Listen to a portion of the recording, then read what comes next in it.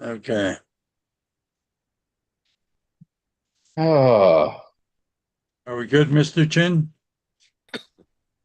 All right, good evening, everyone. We're going to open the Town of Trumbull, Connecticut's Inland Wetlands and Watercourse Commission for September 2nd, 2025. I'll ask our clerk to do a roll call if she would. Richard Gerard, Present. John Loria, here. Carmine DeFeo, Here. Richard Deacon, Present. David Verespi, What? I'm here. Greg Cernica, Present. Robert Ferrigno, Present. town staff Tatiana Solovey, Here. John Mayer, Here. Attorney Cordone. I am here. Thank you. I'd like to apologize for our late start, but we were having some technical difficulties.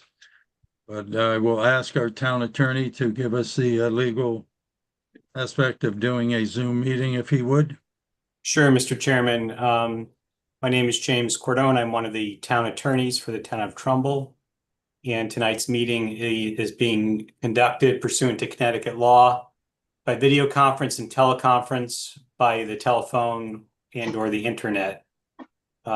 If there are public hearings pending, and not all applications tonight are public hearings, but for those that are public hearings, the public comment may be made during that time by raising your hand, by clicking on the raise your hand icon on your application, or if you're listening by phone, by dialing *9. Those instructions will be given again at that time. And again, all meetings are not public hearings tonight, so there will not be public comment on all items. The agenda for this meeting was posted on the Trumbull Town website 24 hours in advance of the meeting. Materials and applications for the applications were posted on the town website in advance of the meeting as well. Please note that posting any comments on any sort of online format will not be included in the record, and the commission will not see those comments. I would ask all commissioners and participants to remember to please identify yourself before speaking for the benefit of those who are listening by telephone. And I would ask the chairman to make sure all votes are conducted by a roll call unless the vote is unanimous. Lastly, I'd like to advise the general public and all parties that tonight's meeting is being recorded. Thank you, Mr. Chairman. Thank you, Counselor. I'd like to put out a notice. We have a new business application that will be coming in later. It's application 25-25. It's for 15 Plum Tree LLC. Just would like to let you know that we will not be taking public comments on that particular application tonight. It's only going to be a presentation. So with that said, we're going to go to old business. It's a continuation of application 25-10, Amelia Ferry.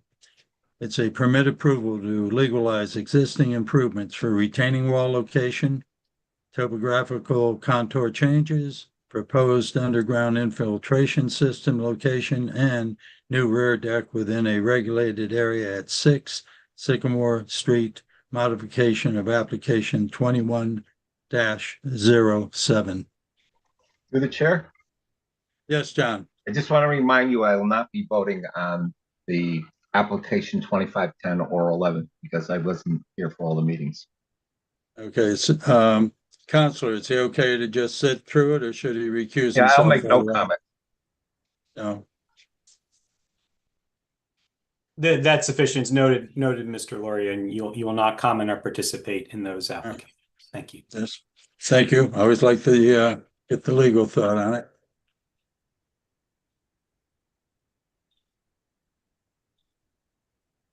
Through the chair. Yes, Rich.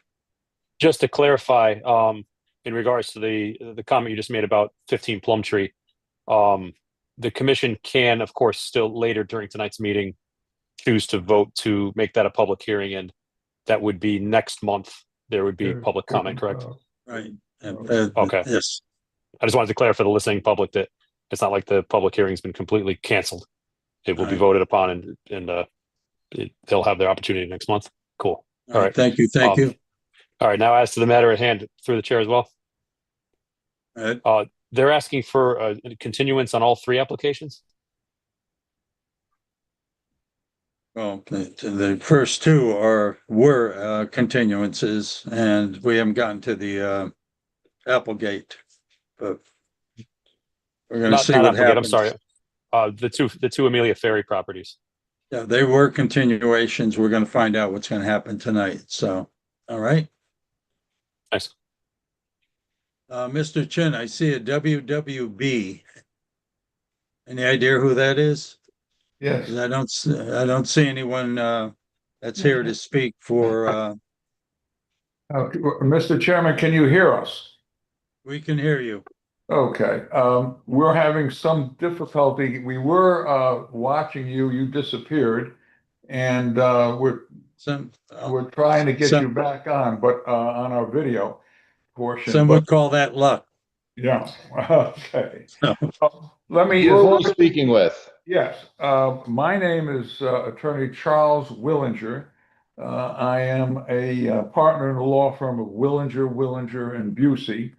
And we are the new attorneys who are appearing in favor and representing the applicants this evening, the owners of what we refer to as parcel C, lot 321, which is application 321 would be application 2511.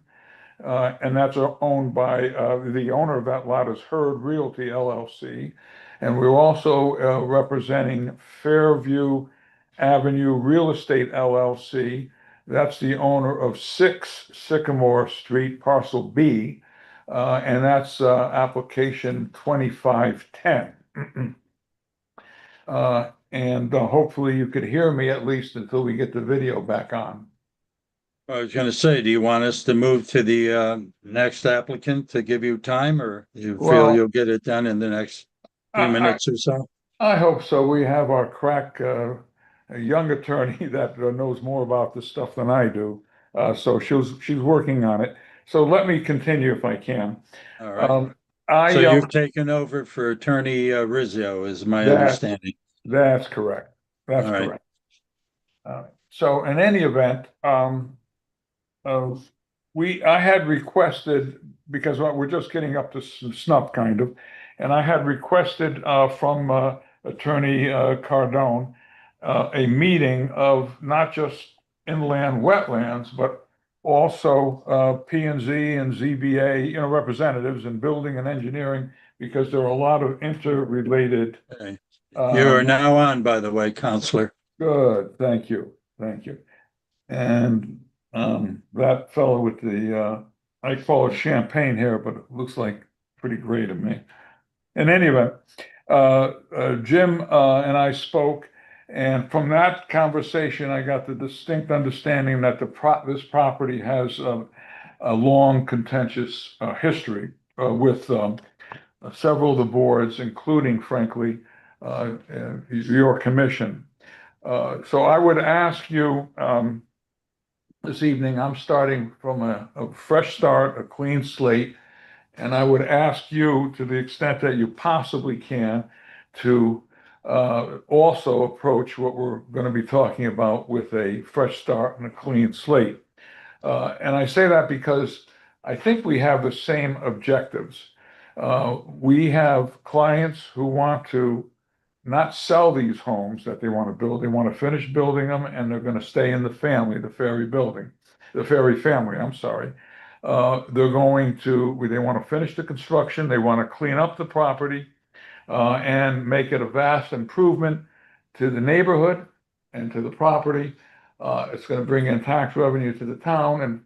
And so for all those reasons, I think we should all be marching to that same objective. The first issue, as I understand it, in May, the other third parcel, which is the 4 Sycamore Street, that was inland wetland 2509, that was approved subject to conditions. So tonight we're just dealing with 6 and lot 321. But I also want to take as a first order of my presentation a motion that this commission made on July 1 to hire a licensed environmental professional at our cost. And what I would like you to do is reconsider that vote for a number of reasons. My client has hired an LEP. His name is James Saltis. He's here tonight. And his firm is Reef Environmental. He has estimated his costs to do additional testing and to do the final verification and submit all his reports to be in the neighborhood of $70,000. The other firms that you wanted to hire are in that same range.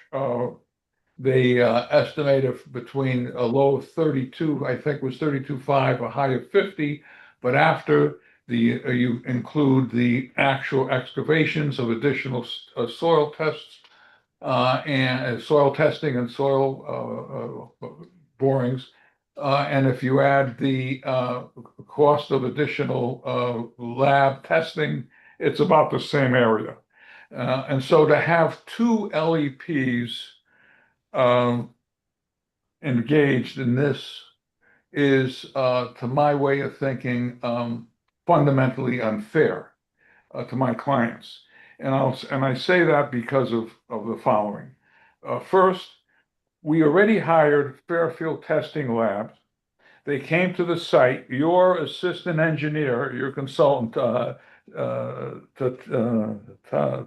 is it? Tatia Salavai, who I understand is here tonight, went on the site with our people, noted where the 9 test borings should go, ordered different depths, and we produced 15 test samples at these different tests in these 9 locations that she required.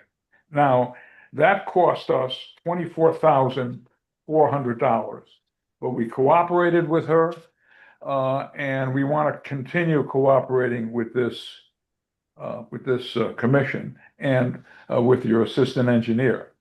Mr. Saltis, Jay, who's here, is prepared to do a full environmental investigation and to do additional testing and sampling and to supervise the remediation of the property in reference to the issue of fill through the years that were deposited mainly on 6 Sycamore Street and on lot 321. Now, Jay is an LEP, and I know the chairman is familiar and probably has worked with LEPs. They're not, and by the way, he has never worked for my clients, the applicants, or any of the family members. He has no relationship to them at all. Not that it would make a difference, because as the chairperson knows, when you're an LEP, you have an ethical duty to report you're really working for the DEEP and for the environment. And you don't cut corners, because that's their livelihood, that's their license, and they're very objective. And I know that Jay himself has been an LEP for about more than 25 years. He's investigated over 1,000 sites, not only residential, but heavily polluted commercial, industrial sites as well. He has a very nice rapport with the DEP. He's already spoken, by the way, to one of the DEP members on what he wants to do on the cleanup and the remediation and the testing. And so he's the person that we really think will do a very good and objective job for the not only us, but for you. And I say that for you because I would propose that if you do rescind that motion to hire another company at an additional $70,000, I would ask you and submit to you that as a condition of approval, if you're inclined to approve these applications like you did on 4 Sycamore, as a condition of approval, you would require that, number one, the applicant remove all fill and asphalt that exceeds the Connecticut remediation standard regulations. They're called the RSRs. If we exceed the RSRs, we remove it. And secondly, that Jay Saltis, our LEP, will issue his report certifying to you. So you're going to get a certification from an LEP to you, not to us, but to you, that the property has been remediated and is in full compliance with the Connecticut environmental laws, rules, and the DEP regulations. If that is made a condition, I would submit to you that you are more than protected. And I say that because, as the chairman probably knows, in most remediations, and I've been involved with remediations of very heavily polluted industrial sites. And in every one of them, the DEEP takes the recommendation of the LEP of the owner. They're the LEP, even though they're the owners, they accept their reports, they accept their final verification reports that they did X, Y, Z. Here's the testing that they did. And based on all of this in our samples, it is now, the property now conforms to the remediation standards. And they do that every day for all sites. Now, this site is a residential site. There was filling. There are some hot spots that we know of, maybe more after Jay does his testing. But with all the hot spots, we're going to remove them. And you're going to get that report that they've been removed. If that's good enough for the DEP, it certainly should be good enough for you as a board, because you'll be protected by the opinion of a very good LEP. Now, and what that does is, if you do that, that complies with several Supreme Court cases that say that the Inland Wetlands Commission must exercise fundamental fairness. Jim knows the cases, I'm sure, and could advise you on that. The point is, though, to impose another $70,000 bill or more on the clients when you're going to get the certification is really not proper. I will say too, but I don't want to be contentious. There's enough history on this site, but I will say that I believe legally there's good reasons from a legal standpoint, which I don't want to go into unless you really want to hear it, legal reasons why you requiring another LEP to get involved is really not proper. I think it violates your own regulations, but more important, it violates state law, because your powers and your jurisdiction are derived solely from state law. You can't expand what the state has given you as a power. Really don't want to get involved in that now, because I want to keep it practical and nice and pleasant for all of us. So but that's really how I feel about that condition. So if you would be willing to do that under those conditions, that conditions of approval, that we clean the site to the standards that the DEP requires, and that we issue you that report, then I would ask you to rescind that vote. I don't know if you want to have a dialogue on that. Jay is here. Jay, did I say anything untoward or incorrect about your role in this? No, Excuse me, Counselor, he has to introduce himself. Oh, Sorry. I'm sorry. I'm Jay Saltis. I'm a licensed environmental professional with Reef Environmental in Fairfield, Connecticut. Thank you. Okay, and Jay, you're willing to, so after you do your additional testing and your remediation, to report back to this board in writing that we comply with the Connecticut law? Yes, we'd have a full report that would detail the sampling, the remediation, where the soil goes. Complete report. Okay. All right, so I don't know if the commission wants to engage in that point or not, but if you don't have any questions in my request, then I think, and I wasn't here at that time, but it's my understanding that at the May public hearing, you heard the application for all three. So we don't have to go over that, but if you want us to reiterate what we want to do on all three lots. But I could reiterate again what we want to do, or have Amelia on 6 and on lot 321, which is on for tonight. Or have you heard that already? You don't want to hear it. It's up to you. It was in the record on May 31 about the retaining walls and about the what we want to do with the underground infiltration system. And we want to relocate the scour hole location on lot 321. But if you have questions on that, we could go through that presentation. It's up to you, Mr. Chair.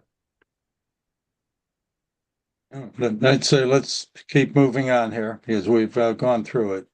As you're Okay. aware that this is a 20-year history with this property, right? I heard it's 30 years actually, so yes. 20 that it's been in front of our commission. Right. So, Right. Okay, so, well, that's it. If you've heard and you know what our application is, I would respectfully ask that you approve the 2510 and 2511 with that condition that I spoke about, as well as other conditions that you may want to put on it. And that's really all we have to say. We're here to answer any questions you have. all right, I'm going to go to Attorney Cordone. What is our standing on this? Because in the past, we've been able to bring in different officials that represent the town, not the applicant, and we've never had an issue with it. So what are your thoughts, Counselor? Well, the regulations do permit the retaining of experts to review and report on issues requiring such experts as a neutral third party and to assess a fee for those costs. And if there is an excessive amount of fee taken or there's a refund, we refund the applicant if the fees come in below that. So that is in the regulation. So it's certainly within the commission's right to retain a soil scientist when the applicant has a soil scientist, for example. That's a thing we've certainly done in the past. And in this instance, we're retaining our expert, even though they have an LEP, we're retaining ours to confirm the process. That's entirely within the commission's discretion. I'm not advocating for or against what Attorney Willinger has proposed to the commission. That's for the commission to decide. But you do have the right to have experts in areas that require experts to represent the commission.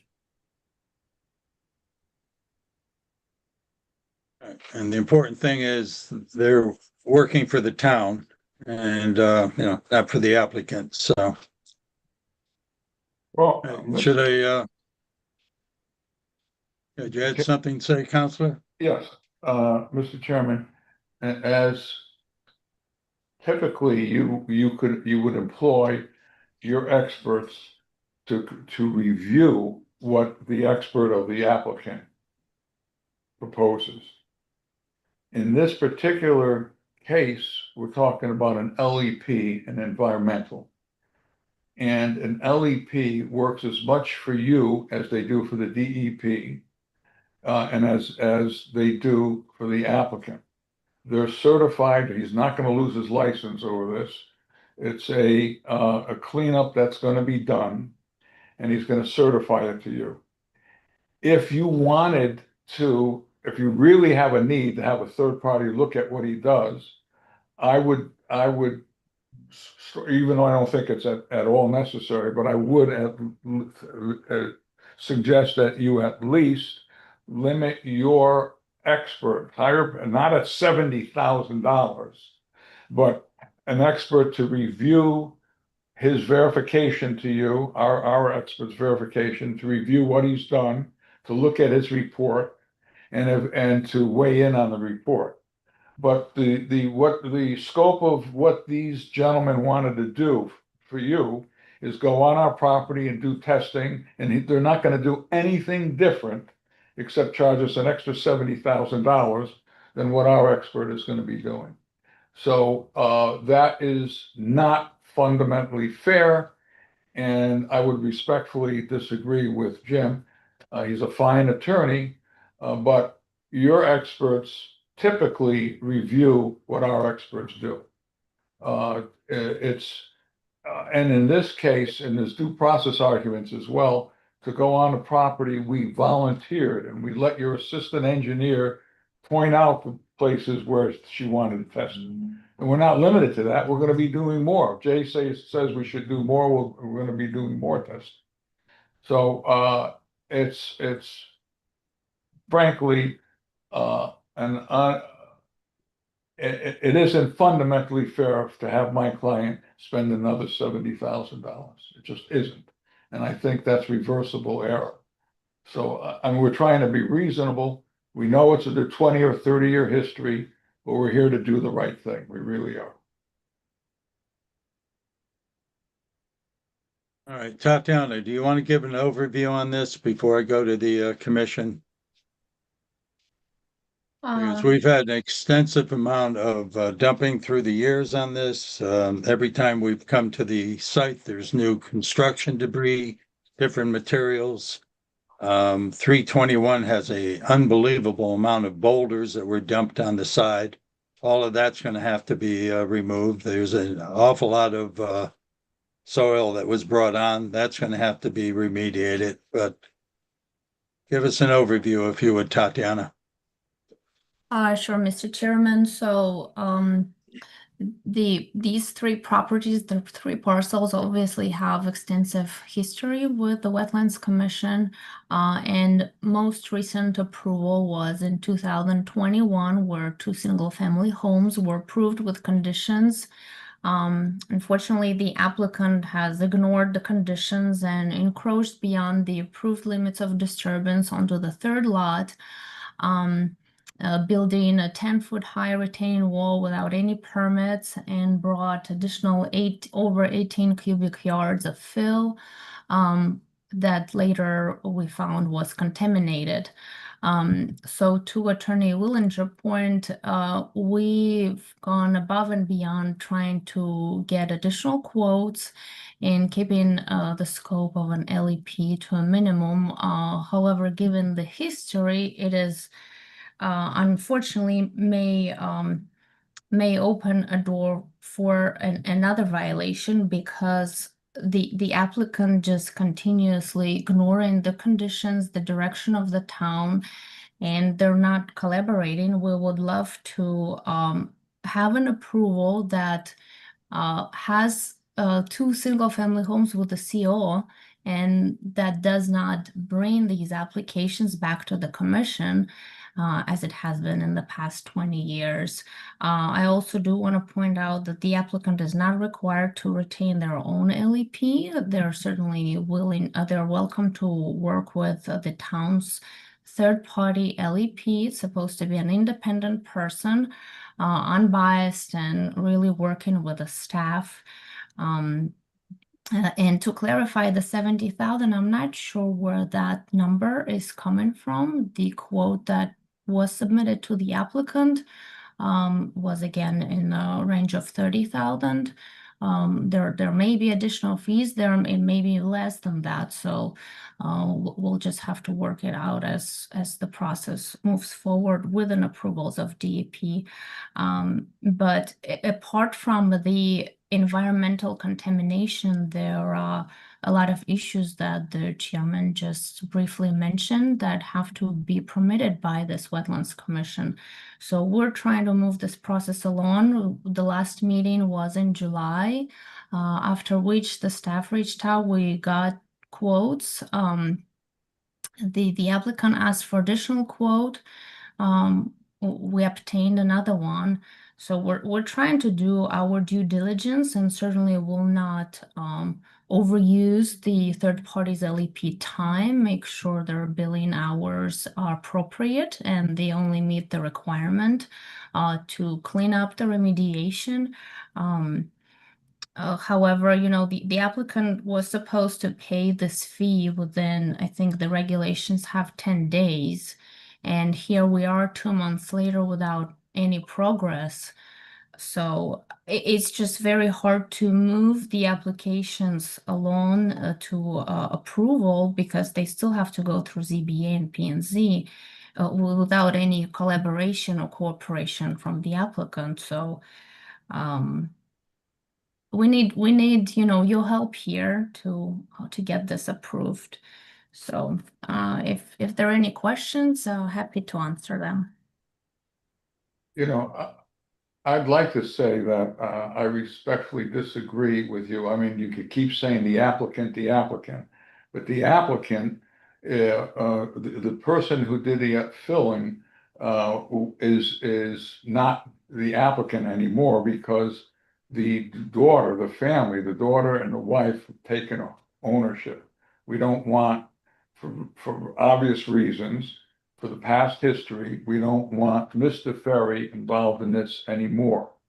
And so what was passed is passed. We want to get this thing completed. We have faith in Jay. He's told us that he can get this thing resolved in 2 months. These other experts will drag it on. There's no time limit in their quotes. Their quotes are, one was 32.5, one was 49,000. I don't know if they're what their timing is, but it is extremely unusual and violative of law, the law of the Supreme Court of this land, to say that you're going to hire an expert, we're paying, and they're going to come on our property when it's not necessary. Reviewing an applicant's work is fine. That's what you generally do. Your regulation, 10.6, I think it is, talks about review. You just don't, honestly, you don't have the legal right to go in and have testing performed, even though we agreed and we let you do it, we're exactly where you wanted to test it. But it's never been done in the 52 years that I've been practicing land use law. It's never been done what you want to do now. And it's not right. It just is not, absolutely not right. Whatever happened in the past is in the past. We've told you, we're sorry about it. But Amelia, who's here today, is now in charge of this project. We want to get it done in 2 months. We want to get it cleaned. We have a lot of other boards that we have to go to as well, but we're going to start the remediation immediately. Why you can't have somebody look at Jay's expertise, 1,000 different cleanups he's involved in, is beyond me. It's egregious, frankly. Right. All due respect, Counselor. As far as Mr. Ferry's concerned, when we did our walk, he was out there on a payloader working the property. Well, you're So not going to. he may not be in name, but he's still part of the process. You won't see And him I'm on the sorry site. he created this and that it's gone to the daughter. I'm truly sorry, but it has to be corrected. And this has been going on. I've walked this property about last count like 26, 27 times during all the different times it's come before us. And every single time there was new fill, different debris, and every time Mr. Ferry said, oh, people were dumping here, people were dumping here. Put a fence up, put a chain up. So right now we've got a serious situation and, I will talk to my commission, but at this point, see what their thoughts are. But I think legally we have the right to bring our own LEP on, but I'm not here to practice law. I do restaurants for a living, not this, but so, Well, I could represent to you that you will not see Mr. Ferry on the site anymore. And I could also represent that you're going to have this remediated in 2 months within 2 months of today by our expert, Mr. Soltis. that's remediation, but how about the soil removed? How about all those? I mean, there's a That's- gigantic bunch of boulders that were put down the side of that property, You're and they're gonna not have, from the site. you're gonna have, well, we're talking about the remediation of the environmental. As far as the other things that need to be removed from the site, you're gonna have a monitor, and we're paying his fees, a site monitor, that's typical. And he'll be watching what we do as well. So I frankly, I don't know about the boulders, but you're saying the boulders adversely impact the wetlands. If they do, we'll have to remove them. I mean, we want to get a house in there, and I don't know if that prevents where the boulders are, but we're gonna clean up the property. The neighborhood's gonna like it, we're gonna like it, and I know you're gonna like it, notwithstanding the past history. But just to give us another $70,000 tag is, it just isn't right. All right, well, we'll address that in a moment. Are you okay, Tatiana? Anything else you want to bring forth? I'm good for right now. Thank you. Good. All right, I'll open it up to comments from the commission. Or we go to go ahead, Bob. Yes, Bob Ferrigno. Mr. Chairman, I agree with you 100%. I think this has been an ongoing situation for many, many years. A lot of things were disregarded by the owners or current owners or past owners. And I think we have to pursue the decision that the commission made at the last meeting. All right, well, you want to go, Commissioner? What are your thoughts, Carmine? I'm still trying to formulate them. I'll need a few more minutes. All right, Greg? I'm new to this property, have no history to it. I've never seen anything like it walking around in my professional life or working with the commission. And my sense is at minimum, we need a professional, someone to represent the town to agree with the plan that is it Reef Environmental? Is that the name of the firm? I'm sorry. Great, yes. Yes.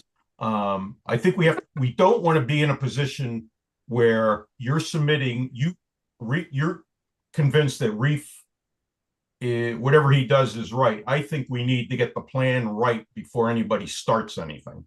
And there has to be agreement between the town, Reef, our engineering firm. It's unbelievable when I sit back and look at this. I was on the property 3 times this year.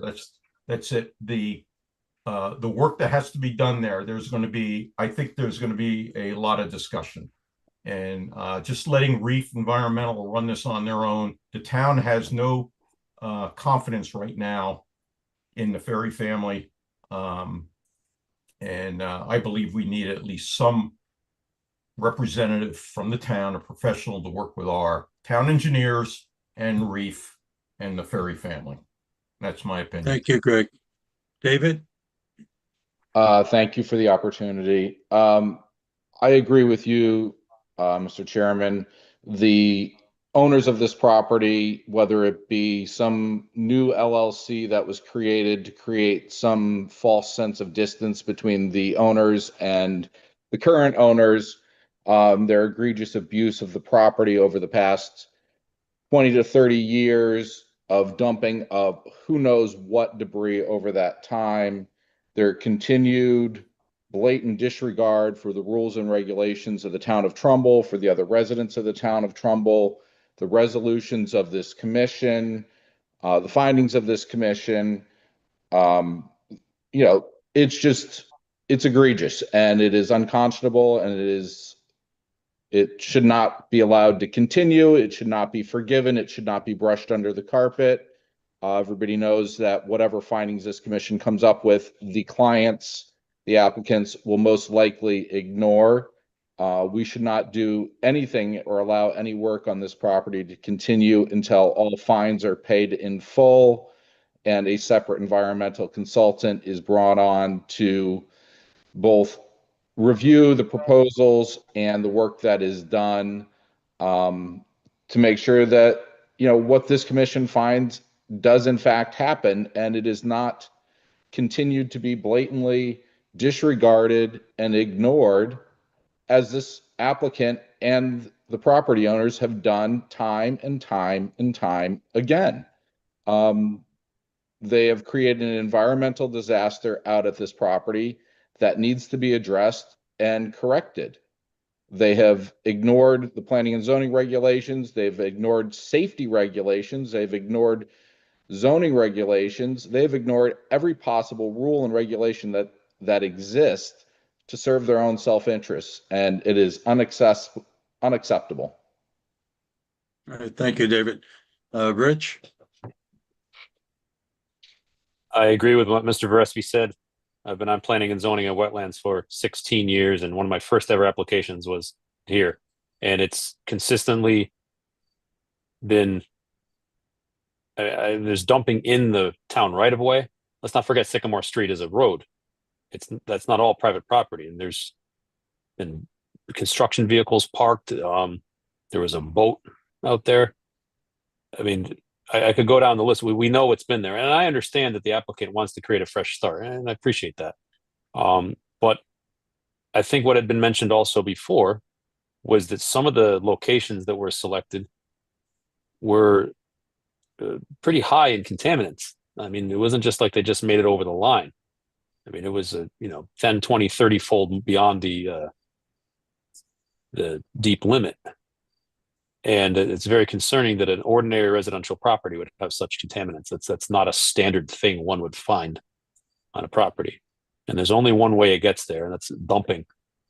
So I would be very concerned if the town abdicated its responsibility in monitoring this site, as had been determined. I think the other commissioners pretty much said everything else. Thank you, Mr. Chairman. Thank you, Rich. Carmine? Are you still pondering?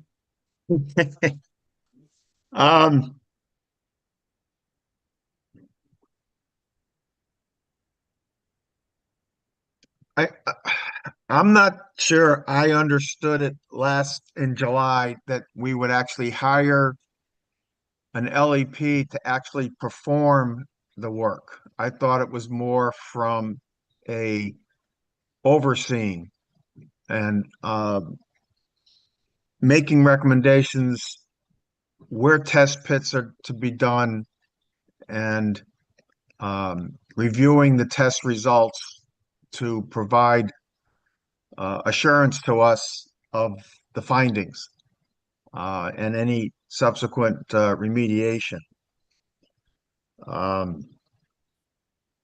So on that basis, Attorney Willinger, where he's saying we can just have a separate LEP to be our watchdog, is more what I thought we were going after.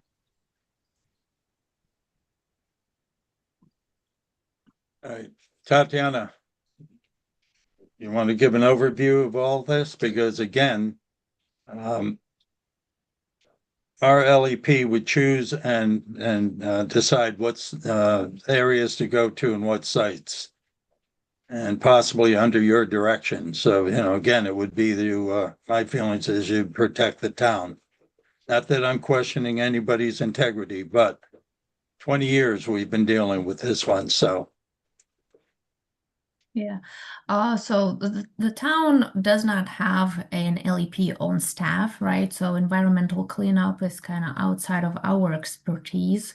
So we had reached out to an environmental counselor whose LEP is also a professional in dealing with probably thousands of properties. And they are the ones who recommended the scope, and they're the ones who thought it was the most appropriate considering the history, considering the amount of fill, the amount of contaminants. It was about, I think, over 142 over the limit in some test pits. And again, these were just random samples. While the test pits were dug, the odor was so strong, I had to step aside. I could not breathe there. So after reviewing that information, the LEP is the one who produced the scope, and we relied on their expertise to, adopt that scope and get alternative quotes from other LEPs just based on the scope that they have identified for this property.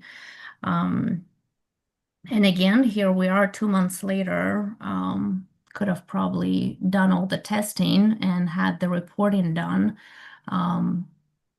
probably at a fee that is maybe comparable or less than the applicant's LEP. So this is my feedback. All right, thank you, Tatiana.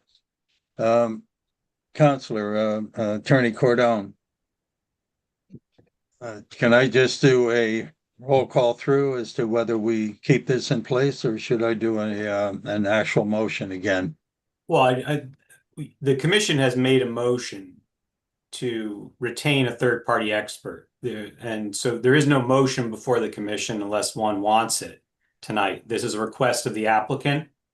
So if the commission does nothing, what stands is your prior decision to retain an LEP, a third-party expert, to work in conjunction with the applicant's LEP to have a plan for the remediation that is acceptable to this commission, which is required for the approval of the wetlands application. So we understand that we're here because of that reason.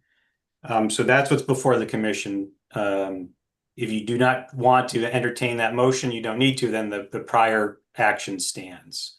That's what I thought, but I always like to ask. Yes, Bob. You Yeah, had a Counselor, question? as I understand it, the motion was made and was passed by this commission. Is that correct?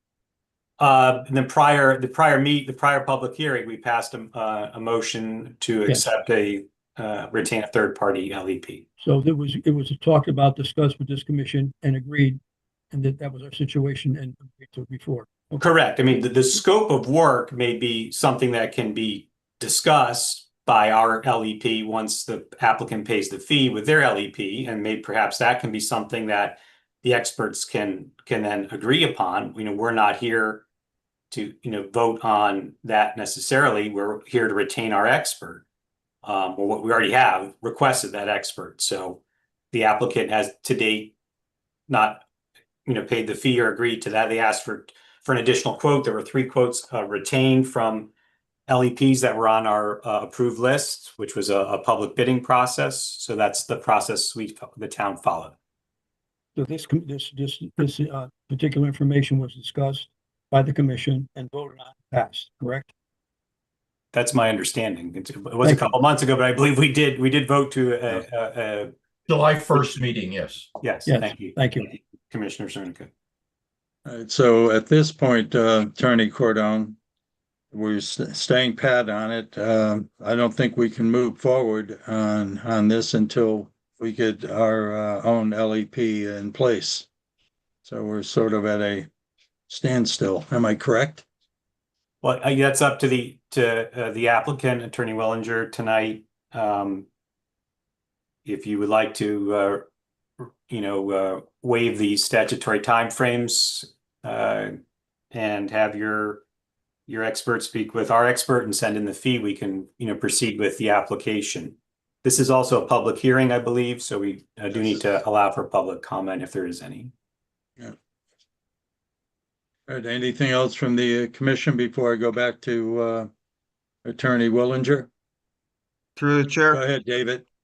Through the chair, I think ahead, it is vital that the concerns and the interests of the residents of the town of Trumbull are represented by an individual independent LEP that is not hired by the the applicant.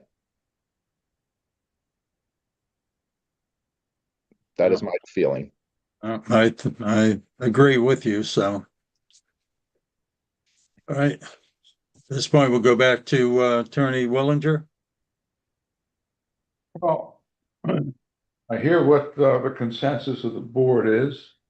I think, frankly, it violates Connecticut law.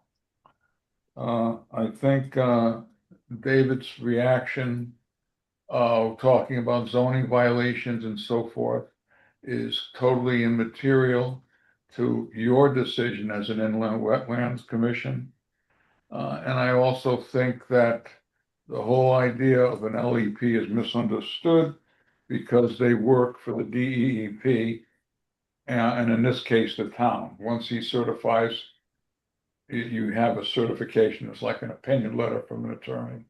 I don't think it's historically, I've never seen a town force their LEP to do a remediation. I think it frankly violates equal protection and due process. So whether we appeal that decision is something we'll have to discuss. We came here in good faith, knowing the history. Oh, I didn't know all the history, but knowing it's contentious and trying to do the right thing. And we've been rejected tonight. I'm very disappointed. I guess what you're saying is you're not going to actually vote on our specific application for several months, it seems to me. I don't know how long these DEP, your LEPs are going to take. I know how long ours is going to take. The whole site will be clean in 2 months. But this could drag on and on and on. Whose benefit is that? Doesn't benefit you, doesn't benefit us, doesn't benefit the neighborhood. So I don't know what to say. Just very, very disappointing. I have to say something that, as you know, in law, there's an expression, time is of the essence. Certainly hasn't applied to this application, not for 20 plus years now, but we've got to do what's right. And that's what, what we feel. There was something that Attorney Cordone brought up about a continuance. Am I correct, Counselor? Yes, I think we need to know from the applicant whether they want to, continue the matter so that they can review the commission's decision tonight to, waive any statutory time requirements, which you had done previously, so that you can consider what the commission's decision was and either retain the town LEP in coordination with your LEP, or not, or if you want us to close the matter, close the hearing. Well, Jim, I think we will waive any statutory time limit. And what I'm going to suggest to the client is that Jay contacts the one LEP that you've, one of the three that you suggested, and have them talk about a more reasonable, and not $140,000 ticket, but a more reasonable way to approach this. And if they could agree, then we could come back to this board with what they've kind of agreed on as to the scope of work. And hopefully you'll consider that, since it'll be an agreement of the two LEPs. So the short answer is yes, we'll waive that. So thank you, Counselor. So just to reiterate, so we're all on the same page. You'll waive the statutory timeline. We're going to continue the hearing until next month. In the meantime, your LEP will speak with our LEP. The town will need to retain that LEP, so we will need a check from the applicant to do that. And if fees are not earned, they will be refunded, of course. That is what is in the regulation as well. So I just want to make sure we're all on the same page, Counselor. That's true. We're gonna see if they are willing to change their scope of work a little bit, and who's gonna do what, who's on first base. So they'll be talking, and by next month, we'll have hopefully an answer.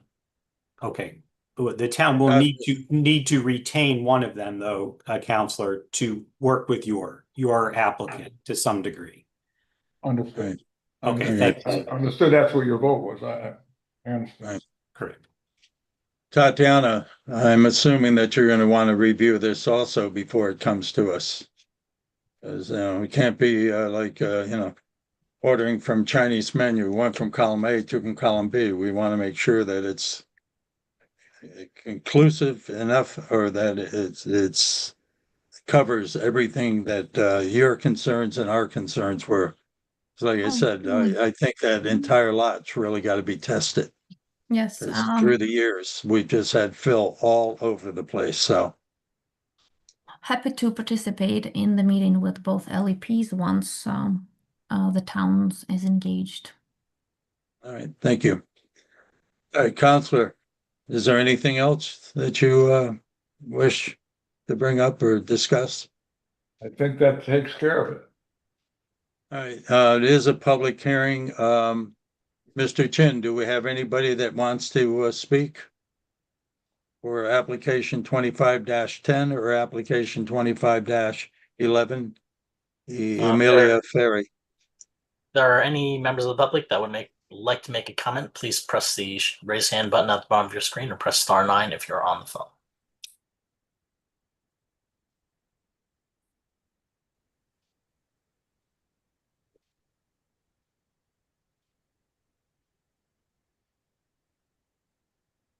Well, Mr. Chairman, it does not appear that anyone would like to make a comment at this time. All right, thank you, Mr. Chen. Are we good, Attorney Willinger? Yes. All right. Mr. Chairman, I'd ask the commission to have a vote to continue the public hearing to our next regularly scheduled meeting in October. Okay, so Greg, would you make that motion for me, please, on Yes. both applications? Yes, I'd like to make a motion that we continue the public hearing for application 2510 Amelia Ferry permit approval to legalize existing improvements for retaining wall location, topographic contour changes, proposed underground infiltration system location, and new rear deck within a regulated area at 6 Sycamore Street, which is a modification of application 2107 and application 2511 Amelia Ferry permit approval to legalize proposed retaining wall location, relocate scour hole location, and encroachment of limit of disturbance within a regulated area at lot 321 Sycamore Street. Okay, I need a second on that, please. I'll second. Seconded by Carmine. All in favor? Okay, there's 6. As for the record, John Loria has not participated in this, so it passes. All right, very good. Let's go to application 25-13, Joseph Giuliano. It's a revised permit approval for restoration plan within a regulated area at 17 Applegate Lane.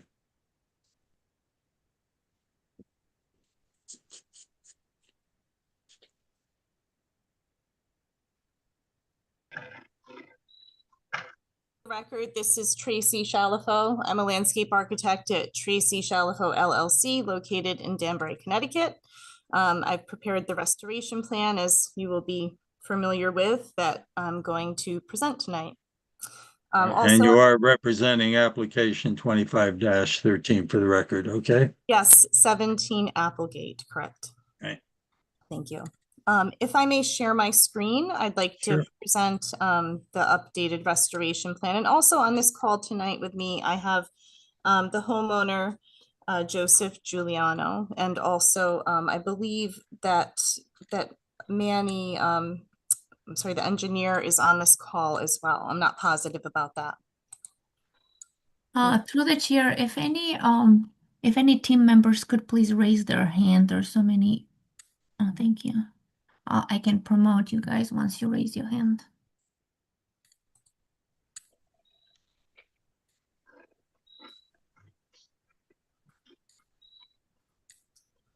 Okay, can everyone view the plan? Yes, thank you. Thank you. Okay, so we took into consideration and revised the plans as per the comments that we received 2 months ago. And I would just like to summarize those for the commission. One of the comments was if we could please elongate the rain garden to capture more of the runoff that could be coming down slope from the lawn area.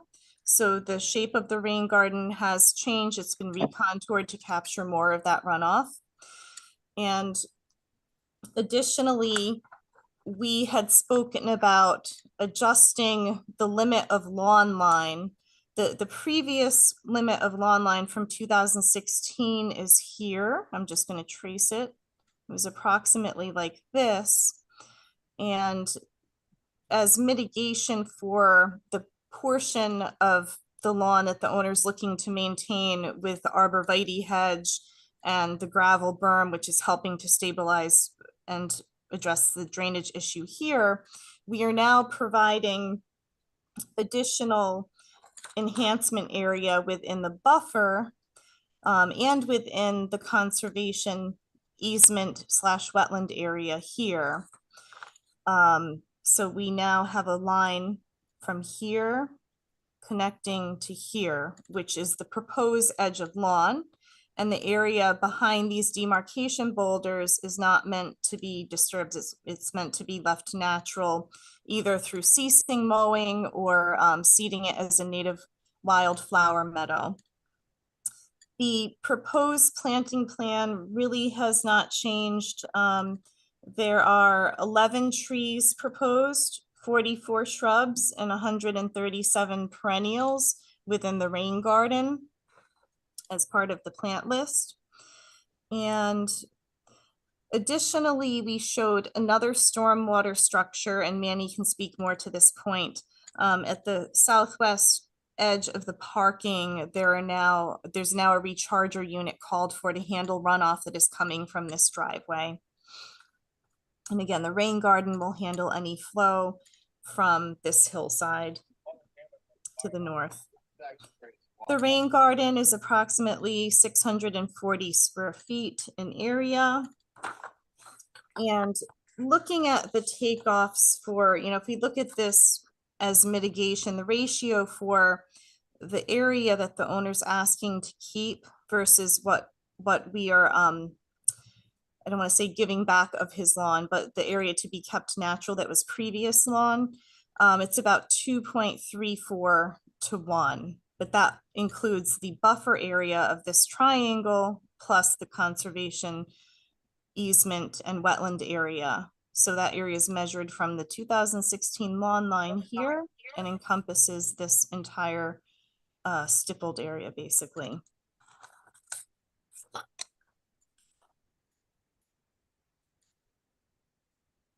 Also noted within the construction sequence is that the shrubs will be planted by hand. And in terms of the fill that is being removed from the wetlands, nothing has changed. That plan is the same. The intention is to remove all the fill within this cross-hatched area to bring it back to the pre-disturbance condition, and additionally remove the gravel at the bottom of this bank. So currently the lawn line is here and we're bringing it up to here. The demarcation boulders are 30 to 36 inches in diameter. They're countersunk slightly and they're 20 feet on center. So no changes with that item either. If you have any questions, I'm happy to hopefully answer those. Or if you have any questions for Manny, he's on the call as well. Okay, well, Tatiana, do you want to go over what Tracy just said and give us your review as to did they follow what we were asking? Certainly. So it seems that the revised plan is in sync with what the commission had requested at the last meeting. I do have a couple quick questions. So is rain garden going to be planted with some plantings, or what is the plan for that? Yes, thank you, Tatiana. So here we've noted that in the bottom of the rain garden, these are the perennials that will be planted. And then on the side slope of the rain garden, the perennials these are the 60 perennials to be planted on the side slope. And those perennials are all included in the plant list. Okay, thank you. And we hadn't mentioned it last time, but thinking ahead, anticipating that there may be further improvements associated with that property and runoff directed to the rain garden, it may be good to add perhaps a riprap or an outfall, more stabilized kind of outflow from a concentrated runoff. So maybe that's something the engineer could consider adding, but that's minor. I did want to ask if the commission is comfortable with the boulder spacing. I believe we started with 20 feet, and I did want to see if that is agreeable to you. And You're saying 20, but am I correct? Did you say 30, Tracy? 20 feet spacing on Okay, I'm center for sorry. the boulders. All right, I wrote that down wrong. All right. We'll Through the chair. discuss that. Go ahead, Rich. Just to confirm, these boulders would be in lieu of split rail fence or the round placards that the Wetlands Office offers. Well, that's the thing I was going to bring out is how are we going to placard this? I don't know if, depending upon the boulders, if we could attach them in some way, but as we both know, as property owners change and things change, things just don't always follow, what was approved in the past. So we'll discuss that, once we get to the rest of the commission. So. Okay, thank you. And just a couple of notes, should the commission vote on this tonight, whether you'd like to consider a third-party site monitor. And actually, I did see in one of the notes that maybe a professional is recommended to oversee some work. And then what is the timeline for implementing this remediation work, including plantings? Yes, this is Tracy. My apologies. I'm just looking for the note about the monitoring. I want to give you the right language for that.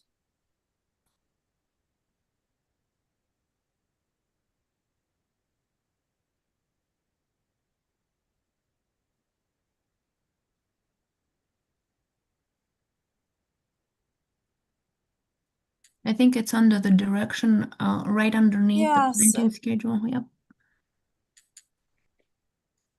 Under the planting schedule where the conservation easement label is on the left-hand side. Oh, okay, on the plan. My apologies. I just want to find the language. Okay, yes, it's this label over here, under direction of qualified professional. So is that up to the commission to determine who that might be? So sometimes the commission votes to get a third-party site monitor, but we've had it either way where an applicant's professional just prepares a report upon completion. So it's up to the commission.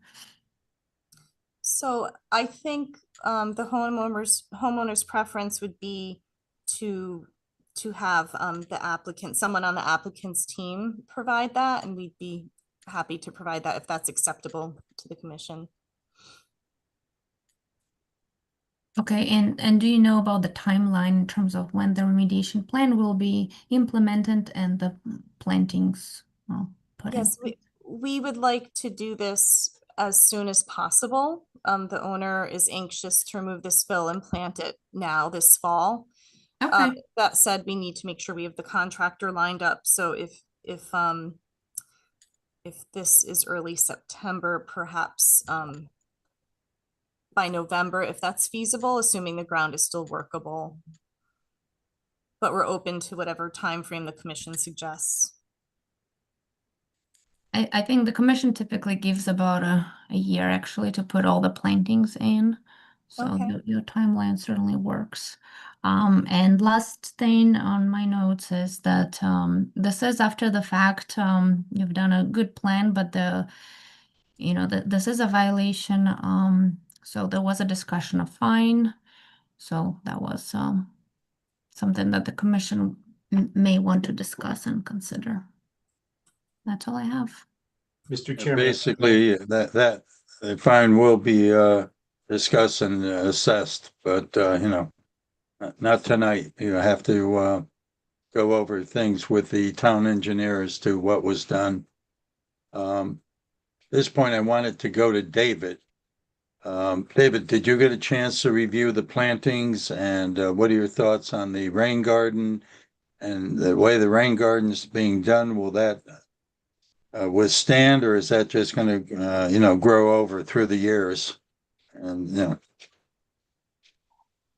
I did have a chance to look at the plant list and the plan. I think all the plantings are certainly appropriate for the location and the use.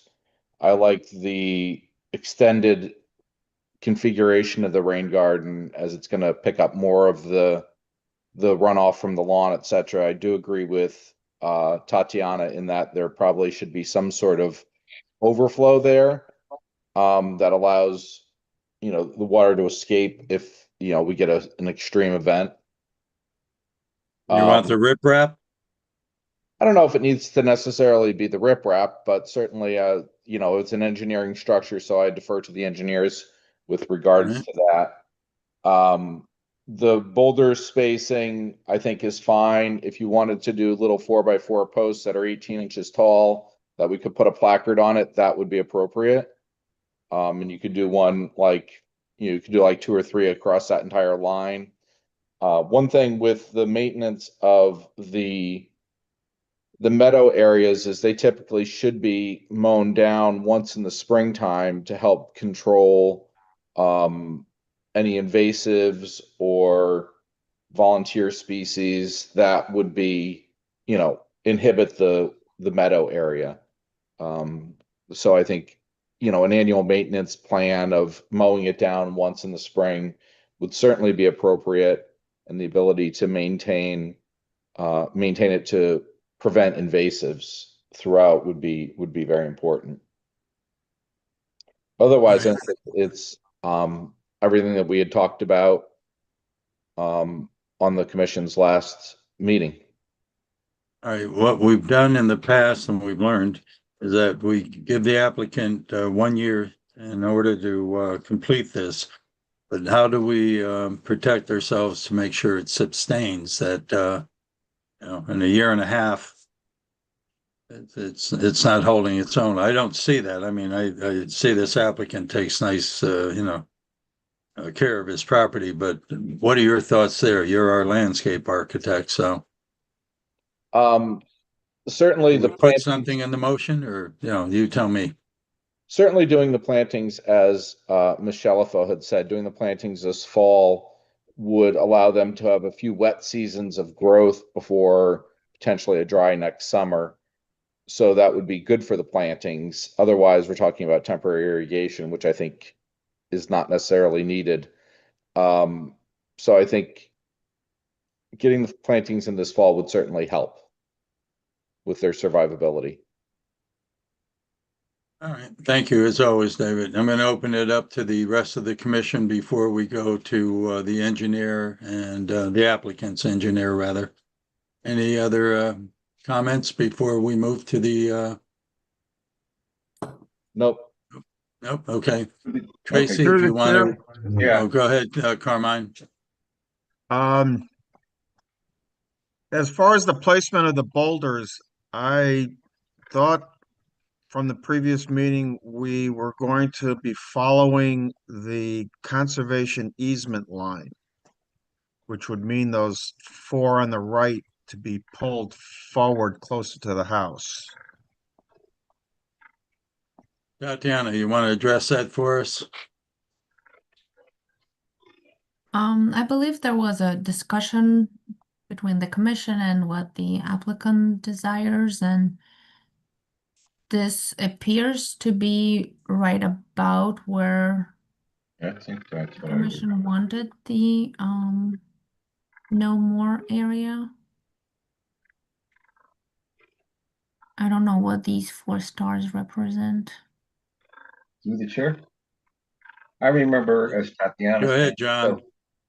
I remember that line being discussed, and it seems to be more in line with what Tatiana's saying and not the conservation easement line. I believe Carmine, because the 2016 limits, they had encroached into the easement, and although the applicant went in further, so we kind of agreed on a balance so they could keep their evergreens, but sort of come to a conservation easement line closer and make it just straighter because it has an odd angle.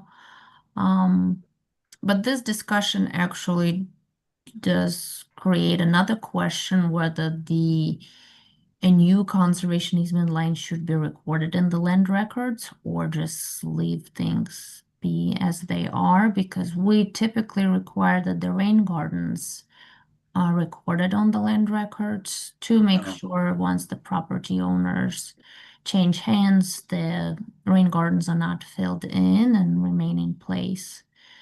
So that could be something to discuss. Okay, no, we'll put that down. That's good. Through the chair, my feeling is we shouldn't reduce the area of the conservation easement, but we can allow them to have some lawn on that particular area. That's my own feeling. But it's still deeded conservation easement. It's simpler. You don't have to go back and draw up new deeds or anything else, and it's agreement.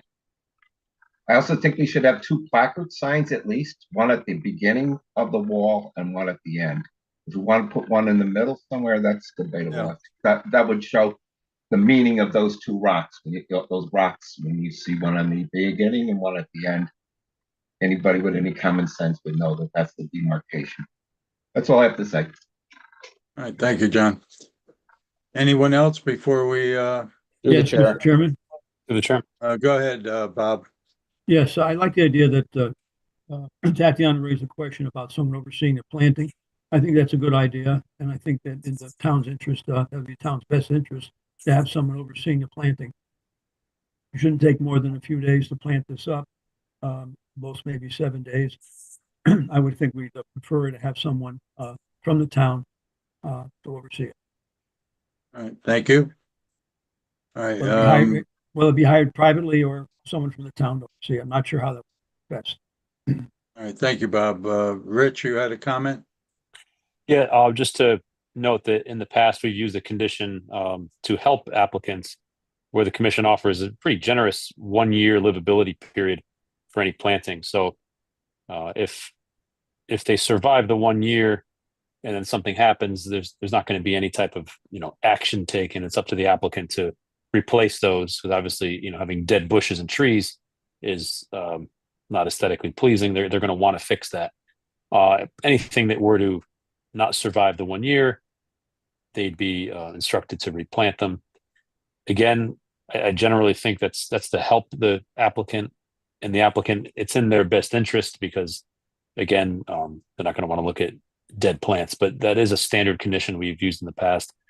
I'd consider adding that. The same thing with the placards. The town gives the placards away for free. We have a stockpile of them. It'd be nice to see them used. We don't necessarily need to have them across. I remember we used to have them, I think, at a relatively close in the conditions.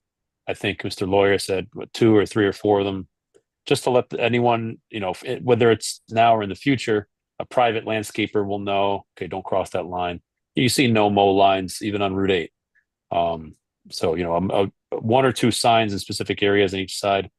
It costs very little to put those posts in, and like I said, the landowner, if they're doing their own landscaping, it's not an issue.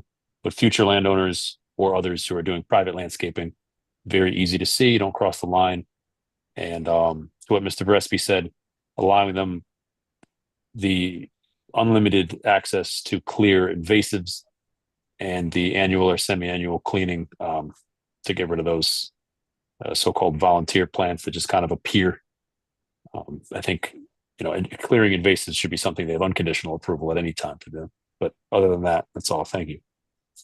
All right. Through the chair, just one question though.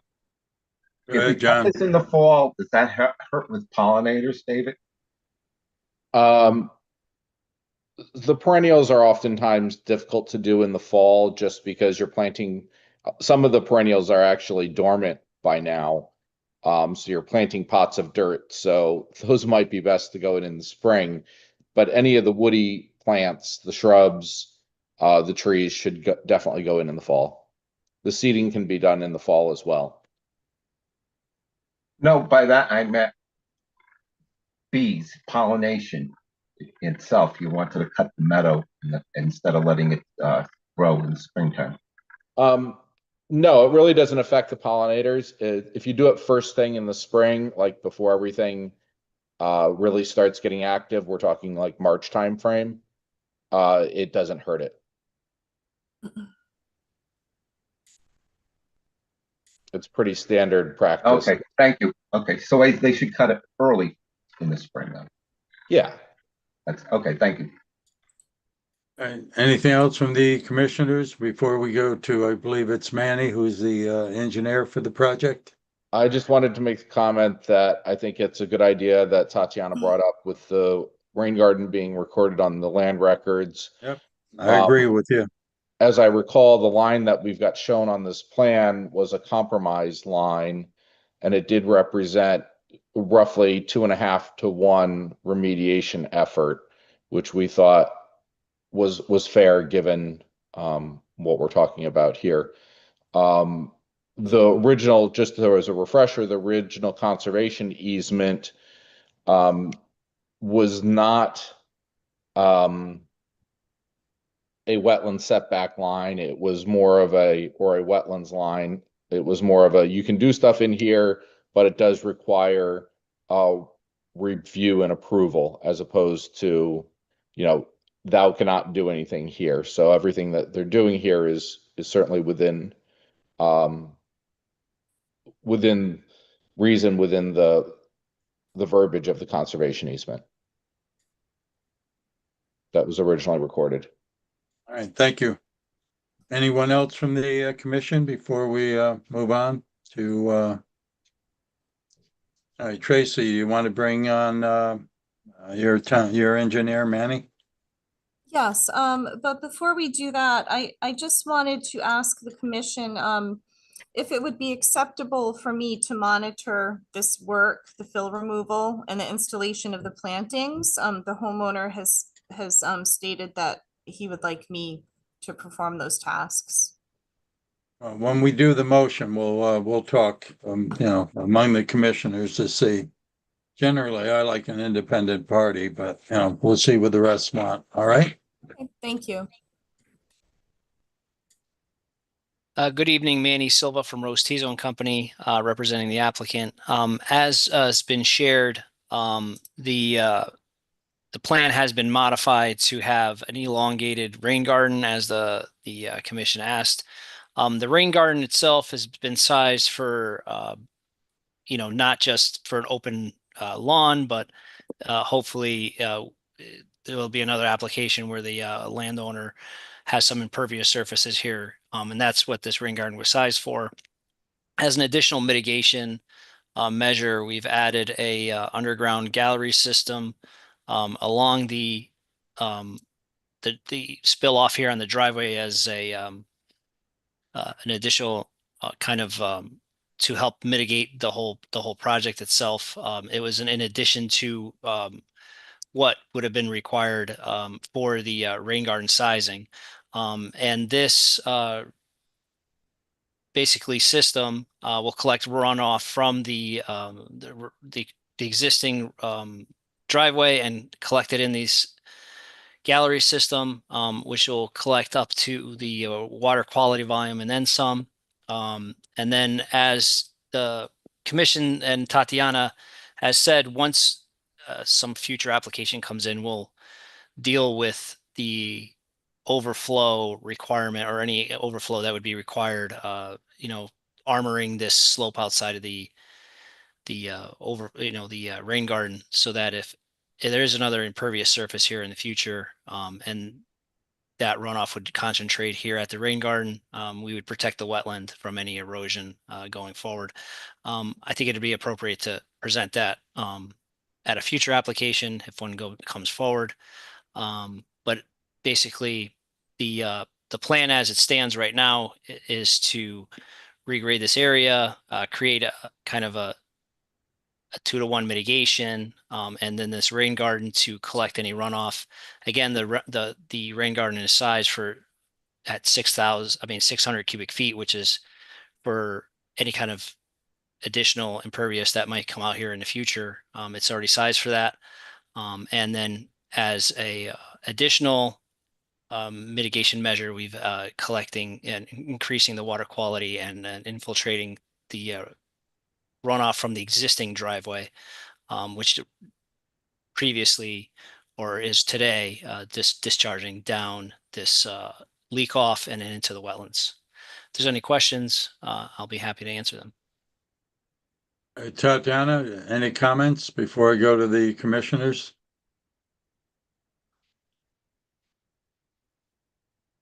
Sorry, mute button wasn't working. Right.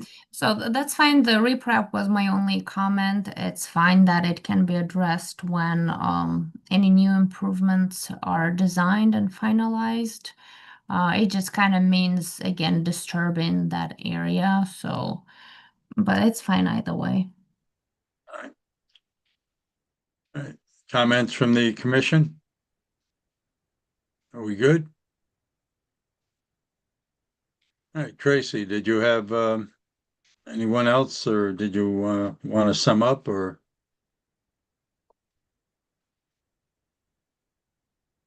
No, I think that covers everything. Thank you.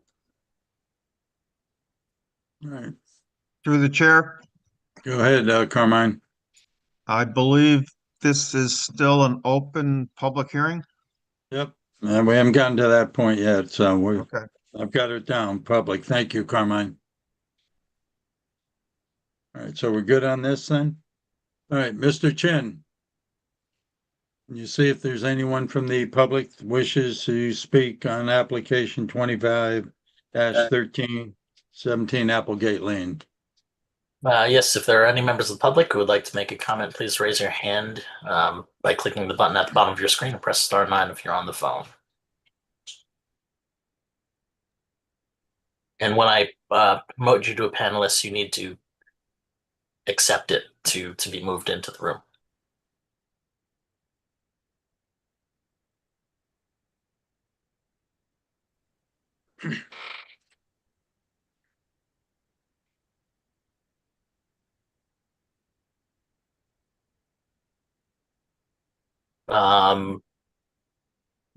There's a member of the public who I just promoted, but they declined. I'll try it again. If not, you can lower your hand by clicking the button at the bottom of your screen.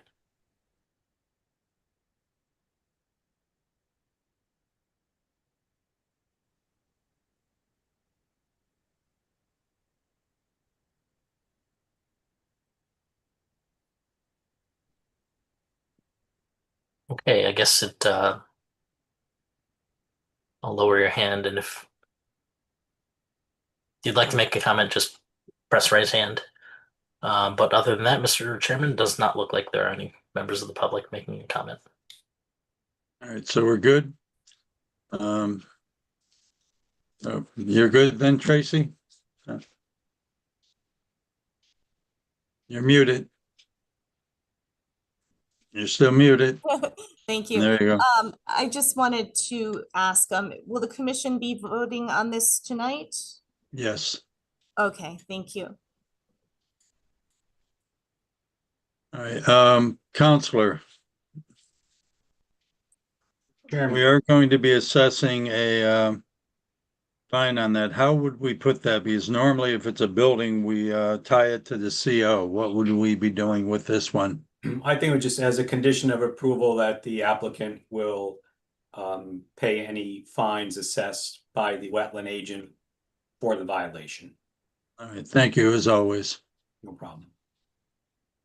All right. Gregory, Can we put a stipulation on that? yep, That no further wetlands applications can be reviewed or approved until the fines are paid? very good, David. Thank you. Yeah,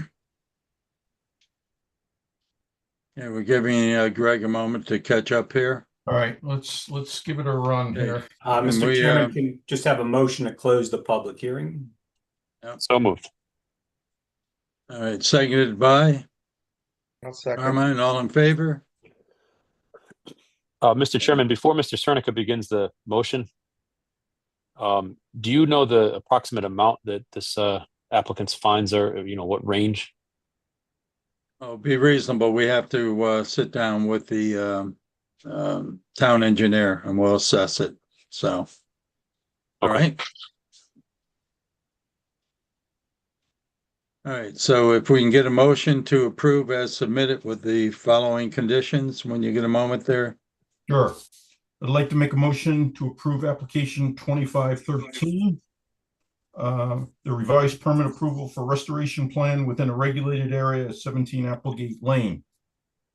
In accordance to the following conditions from the Town of Trumbull's Inland Wetlands and Watercourses Commission, Section 1, General Conditions 1.1 to 1.10. Section 2, Site-Specific Conditions of Approval 2.9, which is all new plantings shall have a survivability period of 1 year minimum as determined by the town engineer. Section 3, additional conditions. 3.1, applicant to provide name, qualifications of a site manager or a supervisor that will supervise the fill removal and planting plan to the town engineer. I know we could discuss this, whether they can pick it or whether we're going to pick it. 3.2, a minimum of 2 to 3 placards to be installed along the boulder easement line. Applicant to submit their proposed location to engineering. 3.3, applicant to submit a maintenance plan for the maintenance of the meadow grass, specifically for a annual spring mowing.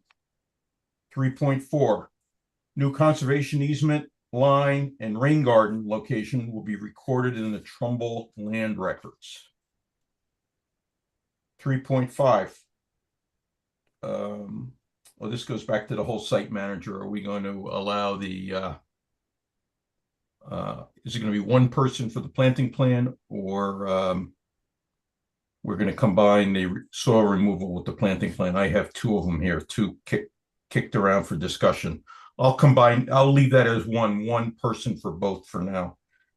Through the chair, I'm so sorry. Tatiana. Can we pause on 3.4 for just a second? So, could we perhaps split the recording of the rain garden with the maintenance plan on the land record and separately a conservation easement? I think those 2 should be separate. Would be easier for us to trace. Thank you.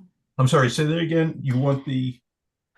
So I think 3.4 referred to a new conservation easement line and a rain garden recorded on the land records. I was Right. wondering if the commission would approve a recording of a rain garden with the maintenance plan for the rain garden on the land records. That would be 3.4 standalone.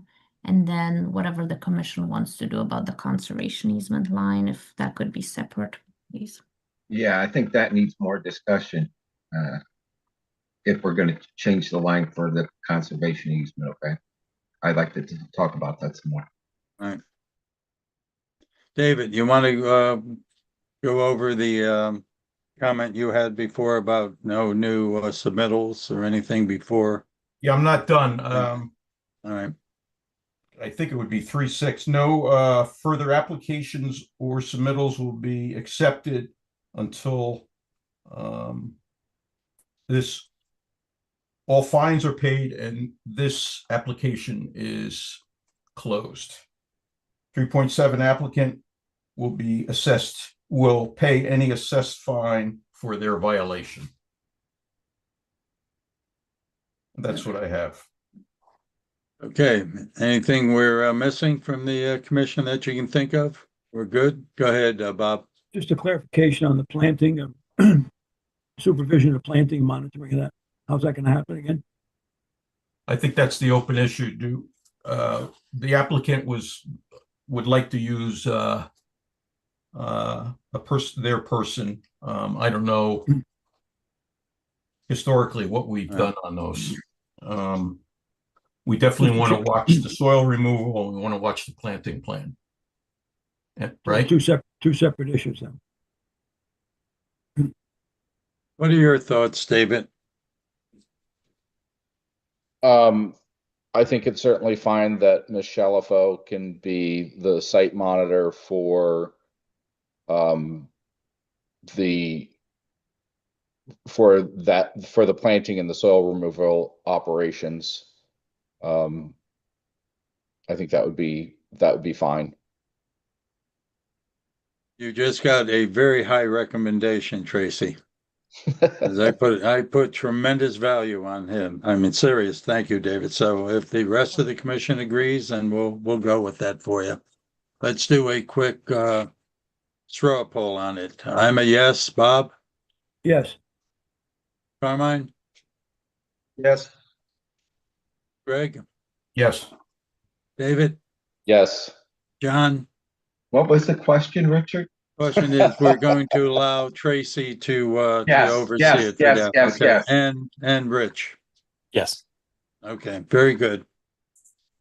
Through the chair, would the commission like a report upon completion of the plantings and removal of the fill? Yes, to the Thank you. town engineer. That's what it's traditionally done. So Thanks. Through the chair. go ahead, Rich. I believe we discussed also giving the applicant permission to clear invasives by hand and annually by machine. David, your thoughts on that? I think the value of removing the invasives outweighs any potential damage from that machine, at least once a year. Maybe if David could chime in. Certainly removal of the invasives by hand is appropriate, and then mowing of the meadow once per year would be appropriate as well. You know, what we don't want is someone going in there with a backhoe or a bobcat thinking it's okay to, remove invasives with an excavator or something of that nature. When we talk about machine, it should be limited to mowers. Mowers, spade and auger. Tools. And Bob, you're in agreement, I'm assuming? Yes. Saying you're Yeah, our you might other need, guy that that depends on, knows. I'm hoping that doesn't get too large. I don't think you need a brush cutter in there, but hopefully, if it's done properly, maybe get away with the mowing. Yeah. Versus a brush cutter, brush hog. Anytime that you create a large disturbed area like this and increase the light and soil disturbance, invasives are definitely going to be an issue. So, Mr. Cernica, do you have a condition or do you need us to give you one? No, I think Through the chair, I have a question first for David. Yes.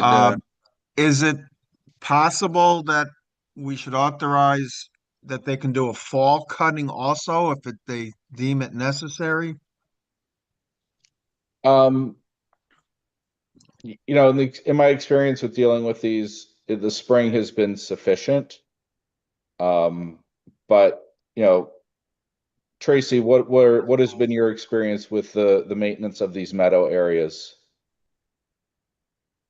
So typically I call for a twice a year mowing, but the preference is for the second mowing to be in the late fall because that gives the plants a chance to reseed, to set the seeds for the following year. So typically late fall and then sometime in the spring.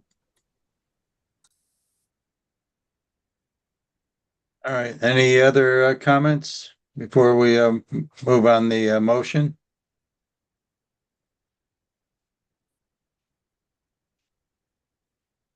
Okay. You give me Greg a moment or two here to finish writing here. I'm good.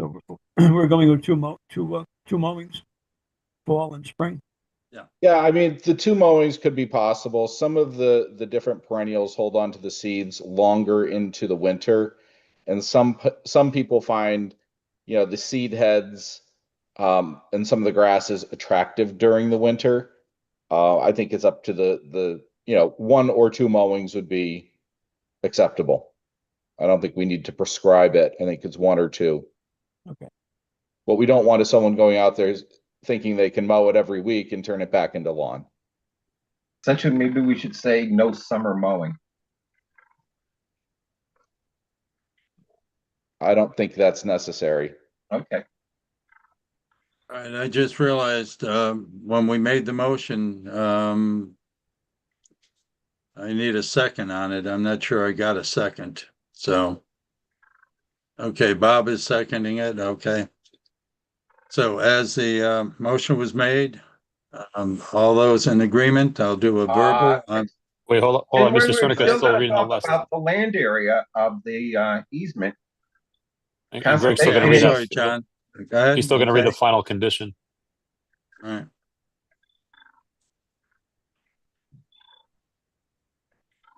All right. Are you good, Greg? What was the, I Good didn't, chair. is he, Greg, what did he want? yeah, Greg was going to read the final condition. All of them, or No, just the final one having to do with invasive removal. to do with the what removal? Evasive removals. The Oh, mowing. okay. The maintenance plan will include removal of invasives, various invasives by hand, mowing of the meadow 1 to 2 times a year in late fall, and spring and or late fall. That was basically it. Right, and just to clarify, they can go and remove the invasives anytime. Remove invasives by hand. Okay, anytime. Yeah. All right, Attorney Cordone, it is public. We did ask, we didn't get anybody before. Should I reach out again, or are we covered? No, we're good? All right. Okay, Through the go chair. ahead, John. Before we take this vote, we still had this condition that we wanted to change. Somebody proposed that the conservation limit lines be changed, and I will not vote for this if we're going to change the limit lines. I think they should remain as they are. We shouldn't be giving up conservation area for a violation. I just don't believe it. I think we can be settled to put boulders where they are. They can still mow the grass in that particular area, but that conservation area is still a conservation area, as I'm concerned. And if we're going to give any of that area up, then I'm going to vote against this. That's what I have to say. And we should go back and take another poll on that particular thing. All right. Right now, we're Through the chair. And through the chair. Go ahead, David. Mr. Cordone can chime in on this as well, but the wording on the original conservation easement read like the current wetland setback or review area wording. So it was just, any work within this area needs to come to the commission. It didn't say no work could be done in here. It didn't preclude anything. And at this point, that original conservation easement is superseded in some respects by our 100-foot review area, which extends further into the property. But that would prohibit them from putting a shed up or something in that particular area. No, it would just say they have to come back to this commission to get approval to put a shed in that area, which they would have to do anyways.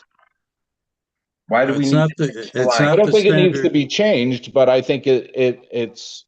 Well, I heard the line was going to be changed.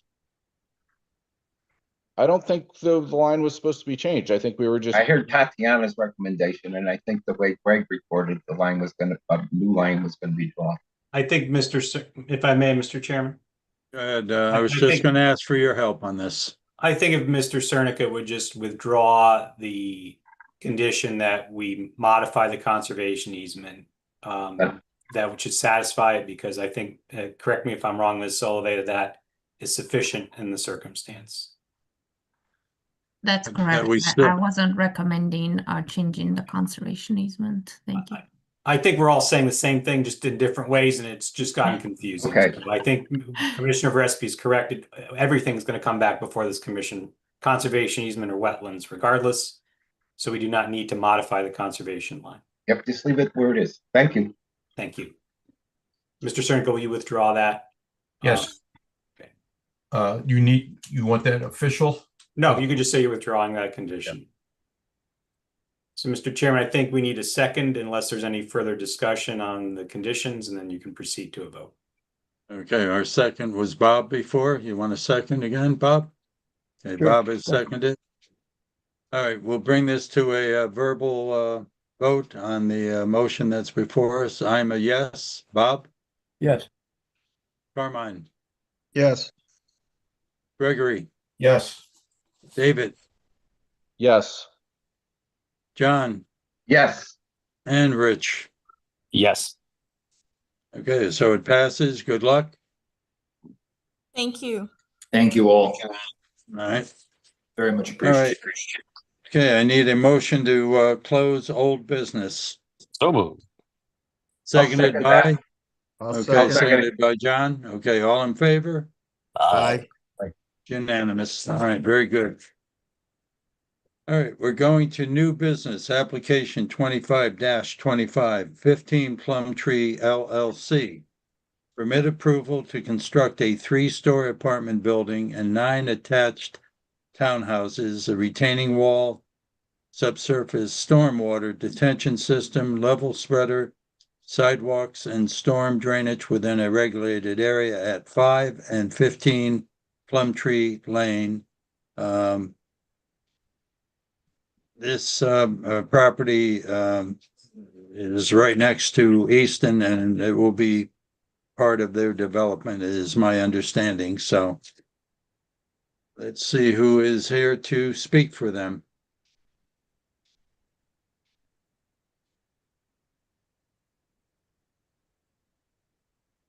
Anyone waiting to be promoted, Mr. Chin? I see the applicant, Stephen Shapiro. I see Matt Pop. Mr. Chairman, it's the applicant, Stephen Shapiro. Go ahead, if you can introduce yourself and give us your, your company and all that. Sure, Stephen Shapiro with Gold Coast Properties based in Easton, Connecticut. Unfortunately, my counsel, Attorney Bellis, could not be here tonight. He had a zoning meeting in person in Milford.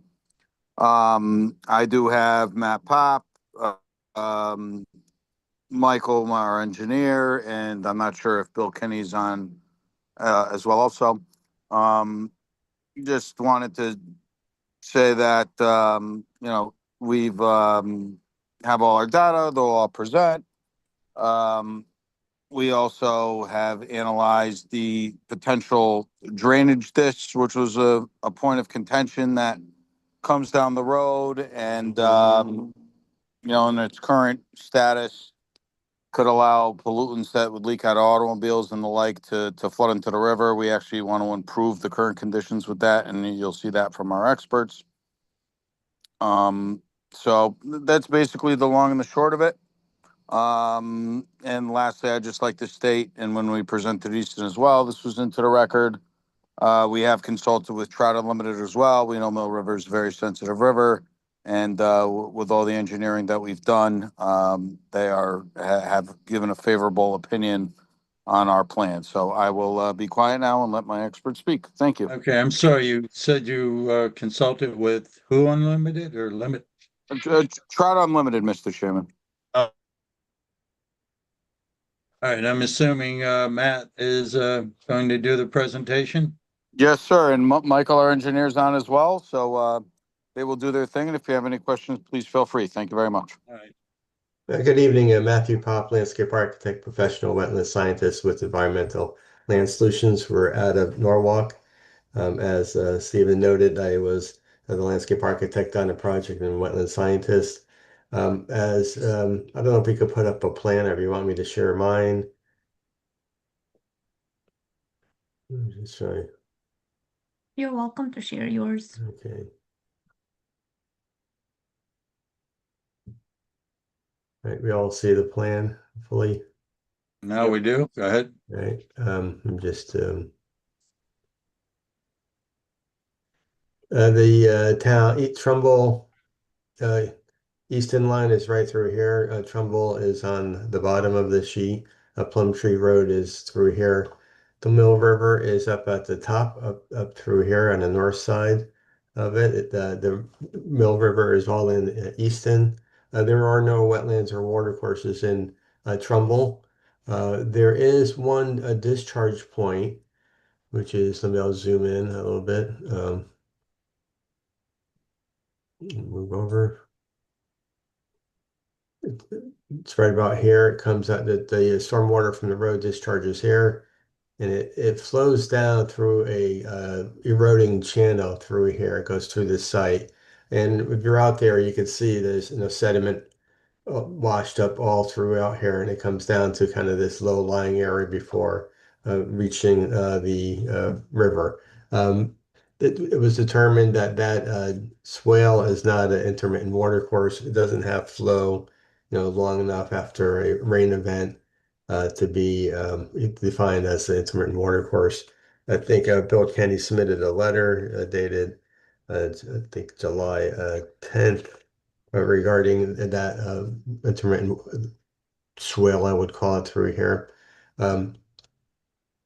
The just in Again, there's no wetlands and watercourses in Trumbull. They're all down on the bottom. The site is steeply sloping from Plum Tree Road down through the site. Down when you get down towards the river, it levels off, kind of almost like a floodplain area down through here, and again, the river here. There are two existing structures on the site. There's a house, as you can see outlined here, which is in Trumbull, and then there's one over here in Easton. The Trumbull house will be removed. The Easton house is to remain. There are two buildings proposed, one through here and one over here. This building here has parking underneath, so you access in two areas, one here and one here, and you drive around and underneath. So parking underneath kind of is a good thing because it reduces the need for surface parking. This building over here is more like townhouses with garages. There's a retaining wall in the back through here. Retaining wall kind of just comes into Trumbull just a little bit. I think that's a good thing. It allows, protects any wildlife from down here or from moving up the slope into the development area. It also is a demarcation feature for any encroachment that may occur for the lawn areas and landscaping, excuse me, into the wooded area in the wetland buffer.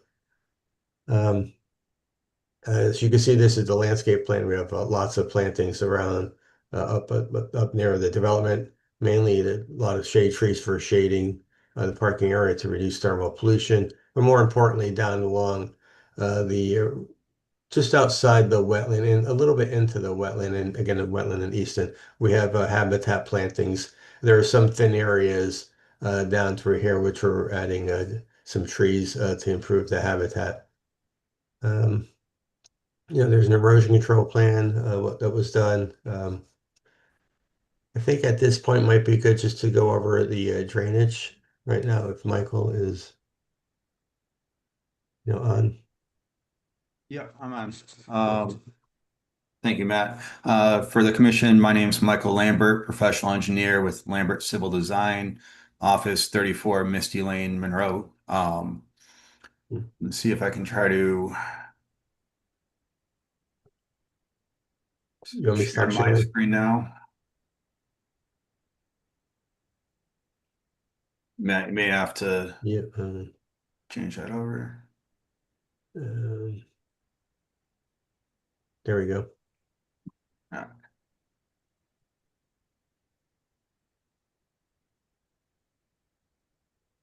So, as Matt was saying, I just had the town line kind of delineated just to kind of help provide some visual aid that we've got this blue line here. That is the the town line between Trumbull and Easton. For the storm drainage, as Matt had said, there is the collection system that is in Plumtree Lane that does discharge onto our property and goes through that channel.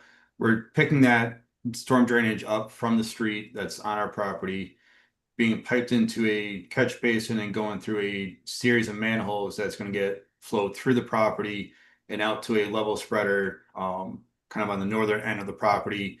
Try to bring it a little bit further away from the bridge on the main road and going through Millbrook.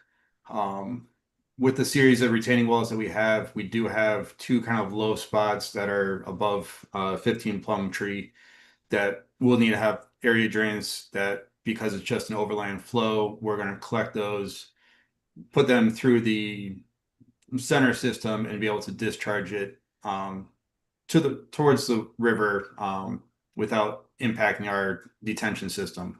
For our on-site detention, as Matt said, we do have two driveway entrances.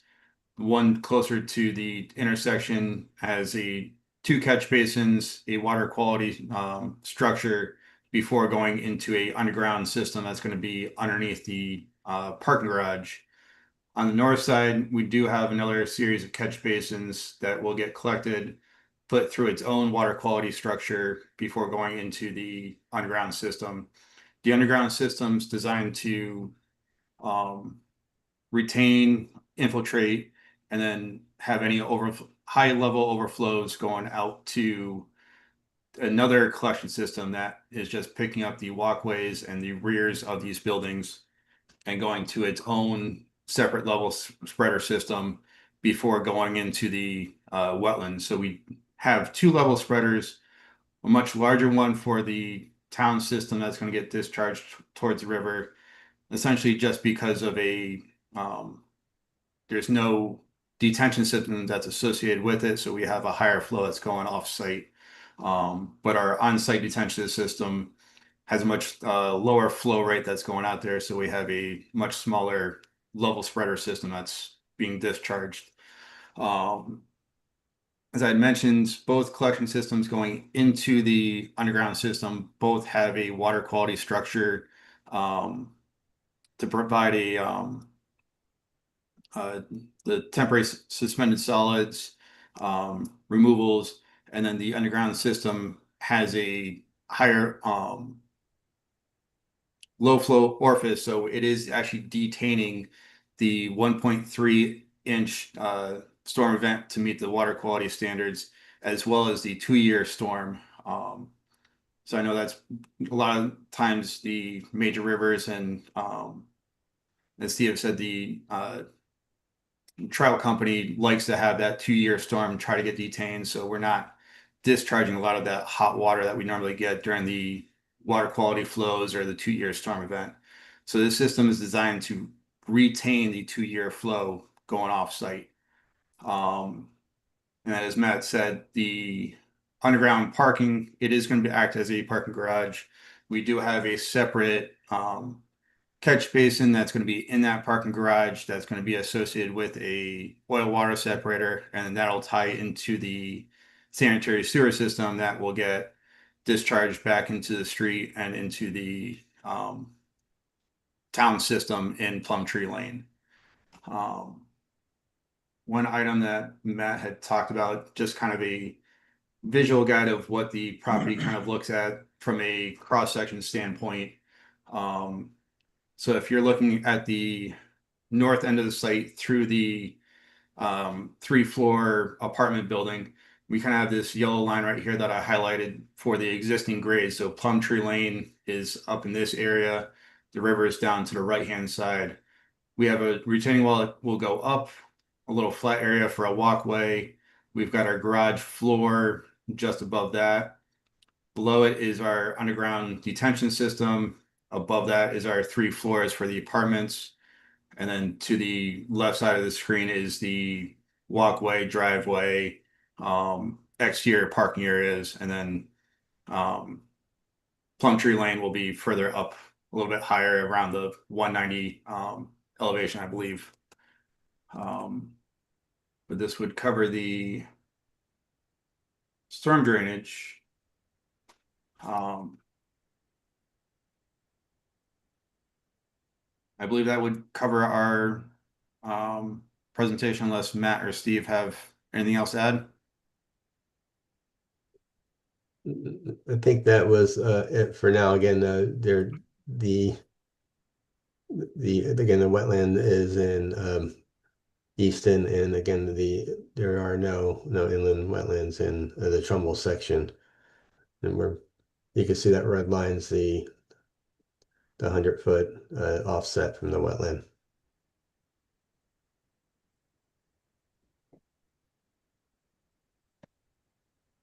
Sorry, again, Matt, the red line? That thin What's red that? line, 100-foot offset from the wetland. So that's the upland review. Yes. Just so the commission realizes it. Okay. I think earlier it was you mentioned that there is work within the regulated area, but again, the regulated area is the wetland. So the work is actually in the upland review area of the wetland.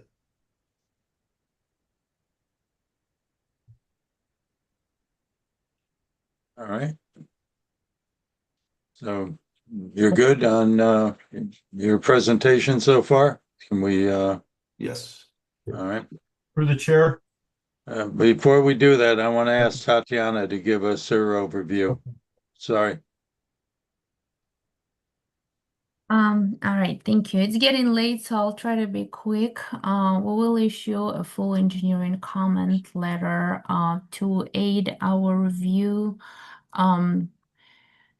Could you please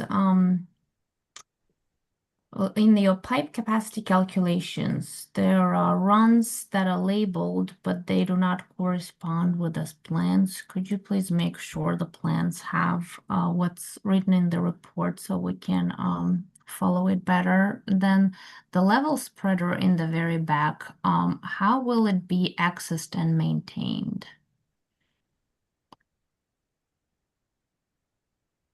Yes, thank you, Tatiana. Yeah, we'll double check the our stormwater report and the plans, make sure that they correspond. One thing I guess we forgot to mention is in this site, so we've got the apartment building and attached townhouses. In the backside, there is a walkway that can connect them. We do have a small set of stairs that will provide access just by the either ground maintenance or the residents of this property to be able to kind of access, have some walk around space. But by having this step area off of that upper partial, you do have pedestrian access to kind of come down here, be able to inspect these level spreaders and be able to provide some maintenance to those. Mr. Lambert, I'm looking at your plans, and the top of that wall and that walkway apparently is at 160 to 161. The bottom of those steps are at 150 to 151, somewhere in that area, which would be a grade change of roughly 10 feet, and you're showing 7 risers. I'm not sure if that meets code.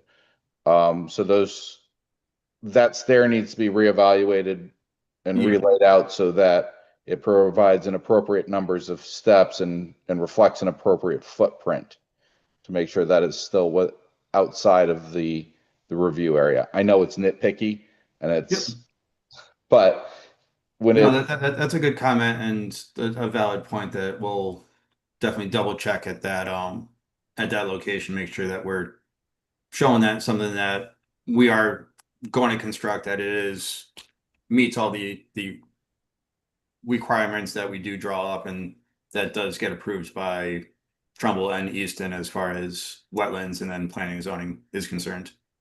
Right, and it's going to change the footprint of it, which it needs to reflect what's actually going to be built. Yeah. Although these steps, I guess, technically are within Easton. I don't know if that necessarily. He's trying to help you. It was a helpful comment. Yeah, it's a helpful comment. So, all right, Tatiana, anything else? Yeah, so in terms of access and maintenance to the level spreader, typically we see that an equipment can access such infrastructure in order to maintain it appropriately. So perhaps that could be reevaluated. What is the number of trees that is going to be removed on the property? That I don't know offhand. There are, in the Trumbull side, there's an existing house that's being removed. A lot of the trees kind of up high, or well, there's not a lot. I would say some of them are beech trees, which are declining. Down at the lower areas along the river, there's more maybe hemlocks, some white pines. But we can get you an approximate count for that. Yeah, typically the commission receives a tree removal inventory along with a planting plan, so that would be helpful. And in terms of the wetlands within Trumbull, so the applicant kind of mentioned that there was a point of contention between the Trumbull and the applicant. So the staff went to the site actually twice already. We have observed a water flow outside of the rain events. So I would recommend that a licensed wetland soil professional evaluates any wetlands or water courses within Trumbull and checks a presence or not of those. So there is a connection from a parking lot to the sanitary sewer, but there is no water quality structure, so oil water separator should be added before a parking lot can be connected to the sewer there. Also the front of the parking lot, the front parking deck, I know it's not within the wetlands, but just a comment, it appears to be inches away from the town right away. So please note that no structures or footings or tiebacks will be allowed beyond the property line. And a question, the parking lot is also very close to the existing house that's labeled to remain on the property. Will that be one lot with basically 3 buildings, a single family homes, 9 townhomes, and a big apartment building? Or will that be a separate lot? So that's a question, maybe you could answer it later. And then there are some testing done that were labeled. I think test pits 1 through 9. I don't have it in front of me right now, but the results are only shown for a couple of those. So could you please provide the data for all test pits that were performed on the property? And also the stormwater system, the major one under the building, it appears to be placed in the fill.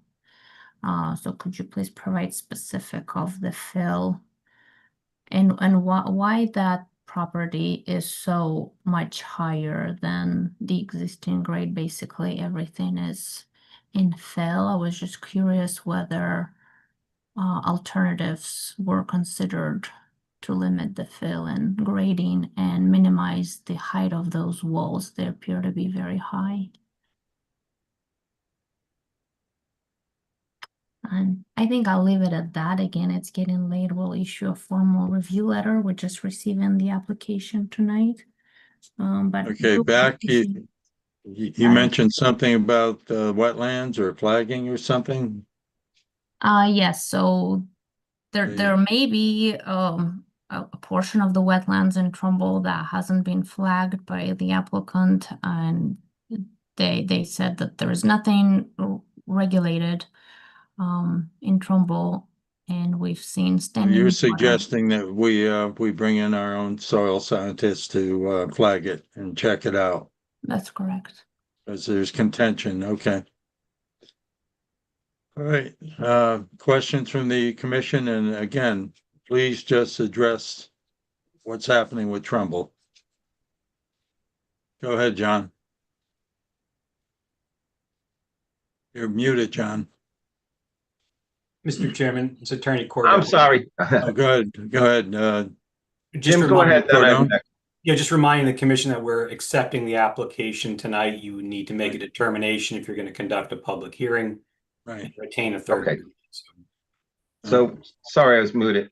Could we identify tonight at the meeting the point of contention? So if I walk this on myself, I can go over and take a look at the spot that we're talking about. And put the map back up before the meeting's over. Just show the area that I need to go take a look at. Thank you. We will be walking this property, you know that. I know John, that, so- but I may not be with walk, so that's why I want to know where it is. Would the applicant like to put it up, or would you like me to? But if I may, Mr. Chairman, I think what the town is requesting is that a third party soil scientist determine where that location might be, if at all, at which point then, Mr. Commissioner Loria, you would have an indication of where it might be. Matt Pop, I think the area is, again, when you're there, there's an existing house right here. Just down a slope of the house, there's, I think there's a catch basin somewhere over here, and it discharges onto the site right here. You have to kind of walk through some brush to see it. And then this drainage swale comes down through here, through the middle of the site to here. You know, when I'm looking at the channel, you know, there's got leaves in it. So usually a watercourse doesn't contain any leaves. The leaves kind of get washed away. There's no flow in that area after the storm event. I was there, I think, a day after. There was no rain, no water flow through there. Right at the discharge point, there was, I think, some maybe moisture right at the discharge point. Okay, thank you. So basically, I know where to go look now. Yeah, you can't, when you walk across the site, you see the channel. Okay, thank you very much. Yep. Tatiana, is that the area that you are addressing? It is. I don't know if you could see the photo. We walked that area and there were some indicative species, plant life there that, you know, is indicative of a wetlands area. So I think it's prudent to have a third party review that and provide additional flagging. All right, well, Attorney Cordon brought up comment about a public hearing, and I would think that it would be, it's a significant improvement and also for the public. Can I get a motion, Greg? I make a motion to move application, what do we have here? 2525 to a public hearing due to public interest, I would say, right? And it's a significant impact. Significant impact on wetlands watercourses. All right, I'll second it. the motion. Okay, by John, all in favor? Okay, that's unanimous. Excuse me. And let's see, and then on the motion for the Through the chair. independent, go ahead. Go ahead. I Who's have asking? I have a question I'd comment. like Go ahead. to ask the applicant. From the Trumbull GIS, it mentions that the property 5 Plumtree is within or in close proximity to a FEMA special flood hazard zone. How does this affect the application proposed, in particular to the stormwater management system, which would be on that site? Okay, does Michael want to address that or Matthew? Yeah, I can address that. All right. Let me just pull the plan up.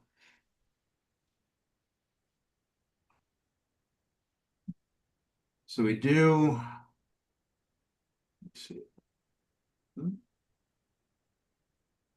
So the Plymouth floodplain is kind of this line that I'm outlining here. On the plan, it's delineated as FEMA, with the text. So this is the FEMA flood line, so that's that 100-year approximate flood elevation. So all of our design work, everything that we're doing, we're outside of that 100-year floodplain. With our site, I know I had mentioned that we're detaining the 2-year storm event that's on site. Through that detention system, we are decreasing the flow rates and flow volumes for all these storm events from the 2-year up to the 100-year. So the FEMA floodplain area doesn't have any effect to our design that we're doing. Tatiana, do you feel there's any effect at all on Trumbull on this, or as he said, it won't have any effect on us, right? I'd have to check the flood maps, but assuming they have depicted correct boundaries, that shouldn't be within Trumbull limits. All right, so you'll give that a check. Yep. All right. Through the chair. Go ahead, Rich. I just want to, maybe ask this question. We know Plumtree Lane is one of the steepest roads in all of Trumbull. You've ever tried climbing out on a bicycle, and the water that's flowing down there right now, one would assume that even with the swale going through, that the tremendous wooded area, which we're not seeing here, and I know we don't have the total amount of trees that will be cut, but from aerials, it looks to be, pretty well wooded. Presumably, that area is currently absorbing a tremendous amount of water, and I understand there's going to be an infiltration system, but we're saying, well, is it going to affect Trumbull? Is it going to affect Easton? In general, it's going to affect the river. And since the river is the reason we're here, we can nitpick and say, well, we only care about what's inside that red line. But since the entire area is in, if you want to call it the watershed, it's certainly within the 100-foot setback. We certainly shouldn't be completely ignoring potential devastating impacts just because it's not on the right side of that red line. And again, that's why it was made a public hearing, because of significant impacts. Once Tatiana gets to review this and we get her letter, we'll understand a little bit better what's happening. All right? And I'm assuming that third party is going to be selected by the town and paid for by the applicant? Yes. Yeah, we still have to do a motion for that too, so. Okay, great. Through the chair. Go ahead, David. In the packet that I'm looking at that came through, it did not have the planting plan that Mr. Pop had shown with the plantings below the wall down by the wetlands and stuff. So we need to have access to that. And I'm just curious, there are a lot of walls that are 10, 12, 14 feet high, clearly within setback lines and right along the roads. I'm assuming this thing has got to go for some variances and stuff. And how does that fit into the process? Again, that's not really in our purview, so I'm assuming they'll. It's more of a curiosity. Yeah. So. The engineer has remained mute, so I guess we move on, so. Yeah, I mean, I can. Not meaning Tatiana, I guess address that too. At the next meeting, I can definitely bring that concerns to our full team, and hopefully at the next meeting, we will have our full team there to be able to answer a lot of these questions. For myself, it's more of, I've been working with J. Edwards Associates on the land development. They've kind of been handling a lot of the permitting stuff, along with the attorneys that are on our team that unfortunately both of them had conflicts tonight, were not able to attend. So we can definitely have answers for you at the next meeting.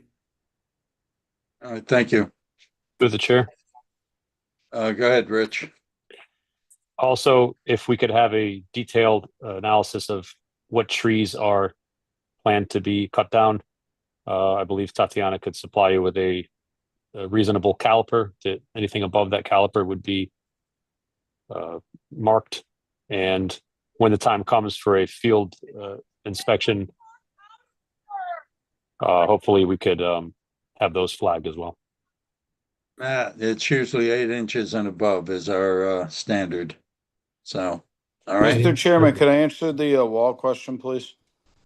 Okay, this is the applicant, Mr. Shapiro. Go ahead. I just wanted to answer the other gentleman's question because you guys were great when I met you in person at the site. So, when it's an 830G application, which is what this is filed under, it doesn't conform, at least the building itself or any of those structures. Obviously, pertaining to wetlands, it's a different story.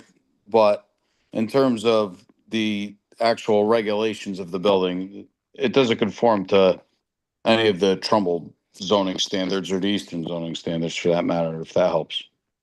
So this is an Thank you. 830G application. That's correct. All right, thank Well, you. it's nice that we finally got that out in the clear. No, I believe it. If Attorney Bellis didn't put that in the application, I apologize. I know when it was in front of Easton, last month it was. So, I mean, obviously Easton has 0 multifamily zoning at all, and Trumbull only has it in certain areas, which certainly aren't where this application is. So, yes. All right, thank you, Mr. Shapiro.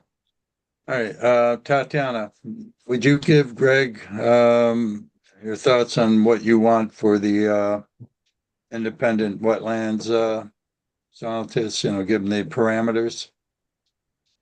Typically, we just ask that a third party certified wetland soil scientist flags the wetlands on the property and investigates if any areas were missed. Okay, so you have that, Greg?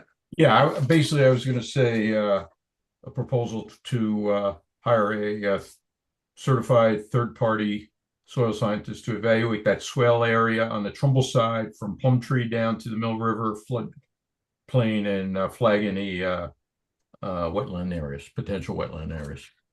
All right, I need a second. Okay, seconded by Bob. Okay, all in favor? Okay, that's unanimous. Is there anything else, Matt or Michael or Mr. Shapiro? I just Then want I'm to gonna thank go you all. Okay, well, before I'm going to go to Attorney Cordone because there is a question of time extension, right, sir? Well, I think at this time we're scheduling the public hearing would be scheduled for the next regularly scheduled meeting. So our vote to conduct a public hearing is to be for the October meeting, correct? Right.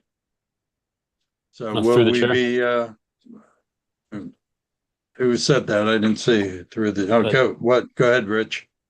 Just to point out, there's 88 people on this meeting, so I don't know if we need a It's not special meeting public. to.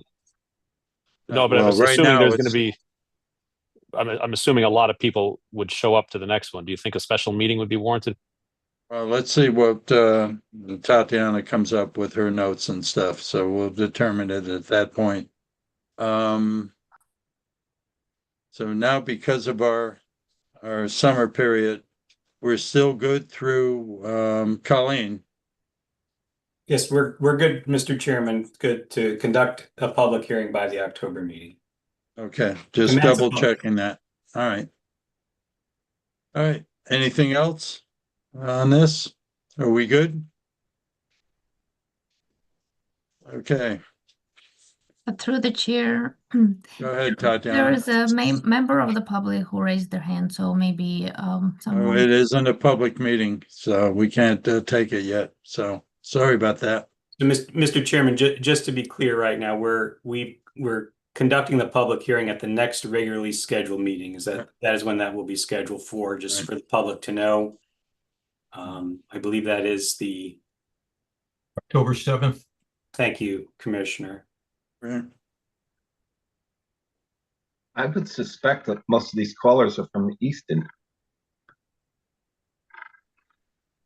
In Doesn't fact, matter. actually, Attorney Cordone, let me ask you that, not that it will be until October 7th that we're addressing it. But somebody calls in, we're gonna have to have them identify themselves, right? Where they're from? Every person in a public hearing must state their name and address for the record. I'm saying if they're from Easton, do we still, have them Yes, speak? we can hear It's people. usually their right to hear from any and everybody, so just can hear- clarifying. Yes, sir. We can hear people from Iowa. Yes. All right. Whoever wants to speak in the public hearing is welcome to speak in the public hearing, so long as they That's- speak. I'm clarifying. That was my understanding, but I wanted to be sure, so. Yes, sir. Thank you for clarifying. All right. All right, if we're good, then I need a motion to continue application 25-25 to the October 7th meeting. No, sir. We've already voted to conduct the public hearing at that meeting. Okay, We so don't we're need to good? continue. Correct. All right. Long night. So are we good? Can we, any other comments, questions? We're good? Thank you all for your time. All Appreciate it. right, thank you. Thank you. Take care now. Sidewalk, Mr. Chairman. Yep, that's what I'm doing now, minutes and site walk. Carmine, can you give us the approval for July 1st meeting minutes? I unfortunately did not review them. I'll give the motion. Well, he didn't review them. We'll do the motion on October 7th then. Okay. Okay, we're obviously going to want to walk this. Tatiana, what are good dates for you and John? Let's see.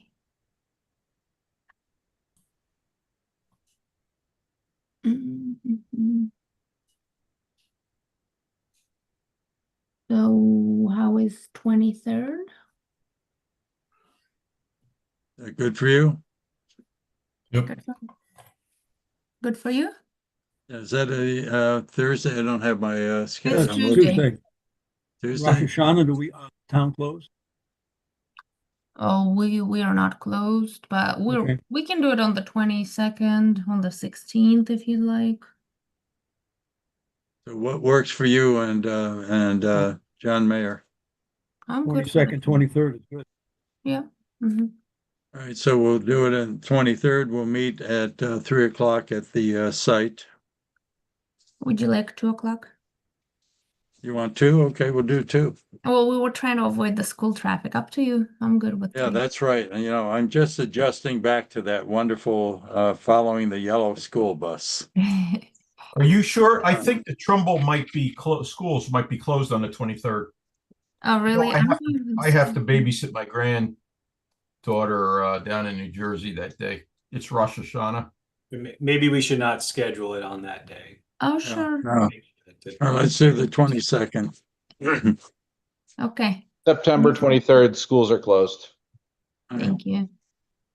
Well, no school traffic. All right, as I always do, Colleen, is there anything else that has to come before the commission before we move to adjourn? No. Nope. Any other comments, questions? We're good? Okay, if Excuse there me, be what no- time was the Sure. site walk? It was Be at 2 o'clock? 2 o'clock 2 on the o'clock? 22nd. Thank you. Snacks are optional. Through the chair, does Go ahead. Rich Deacon have any info? Oh, okay. From I'm P&Z? sorry. Yeah, thank you. Generally, Richard is our liaison for P and Z. I'm sorry, that's a good comment. Anything before we adjourn? There's no big applications coming up. Everybody saw that Connecticut Post article and got all worried. There are no mall apartments coming. There are no mall apartments anywhere on the horizon. Right. So if anybody wants to talk about it, I'm happy to speak at a later time because it is quite late. But there's nobody applying for anything. And to my dear friends at the Connecticut Post, I will say this: I love you. And There you go. I will leave it at that. All right, so we're good. All right, if there be no objections, I move to adjourn and I thank you all. Good night, good night. Nice. Good night. Thank you.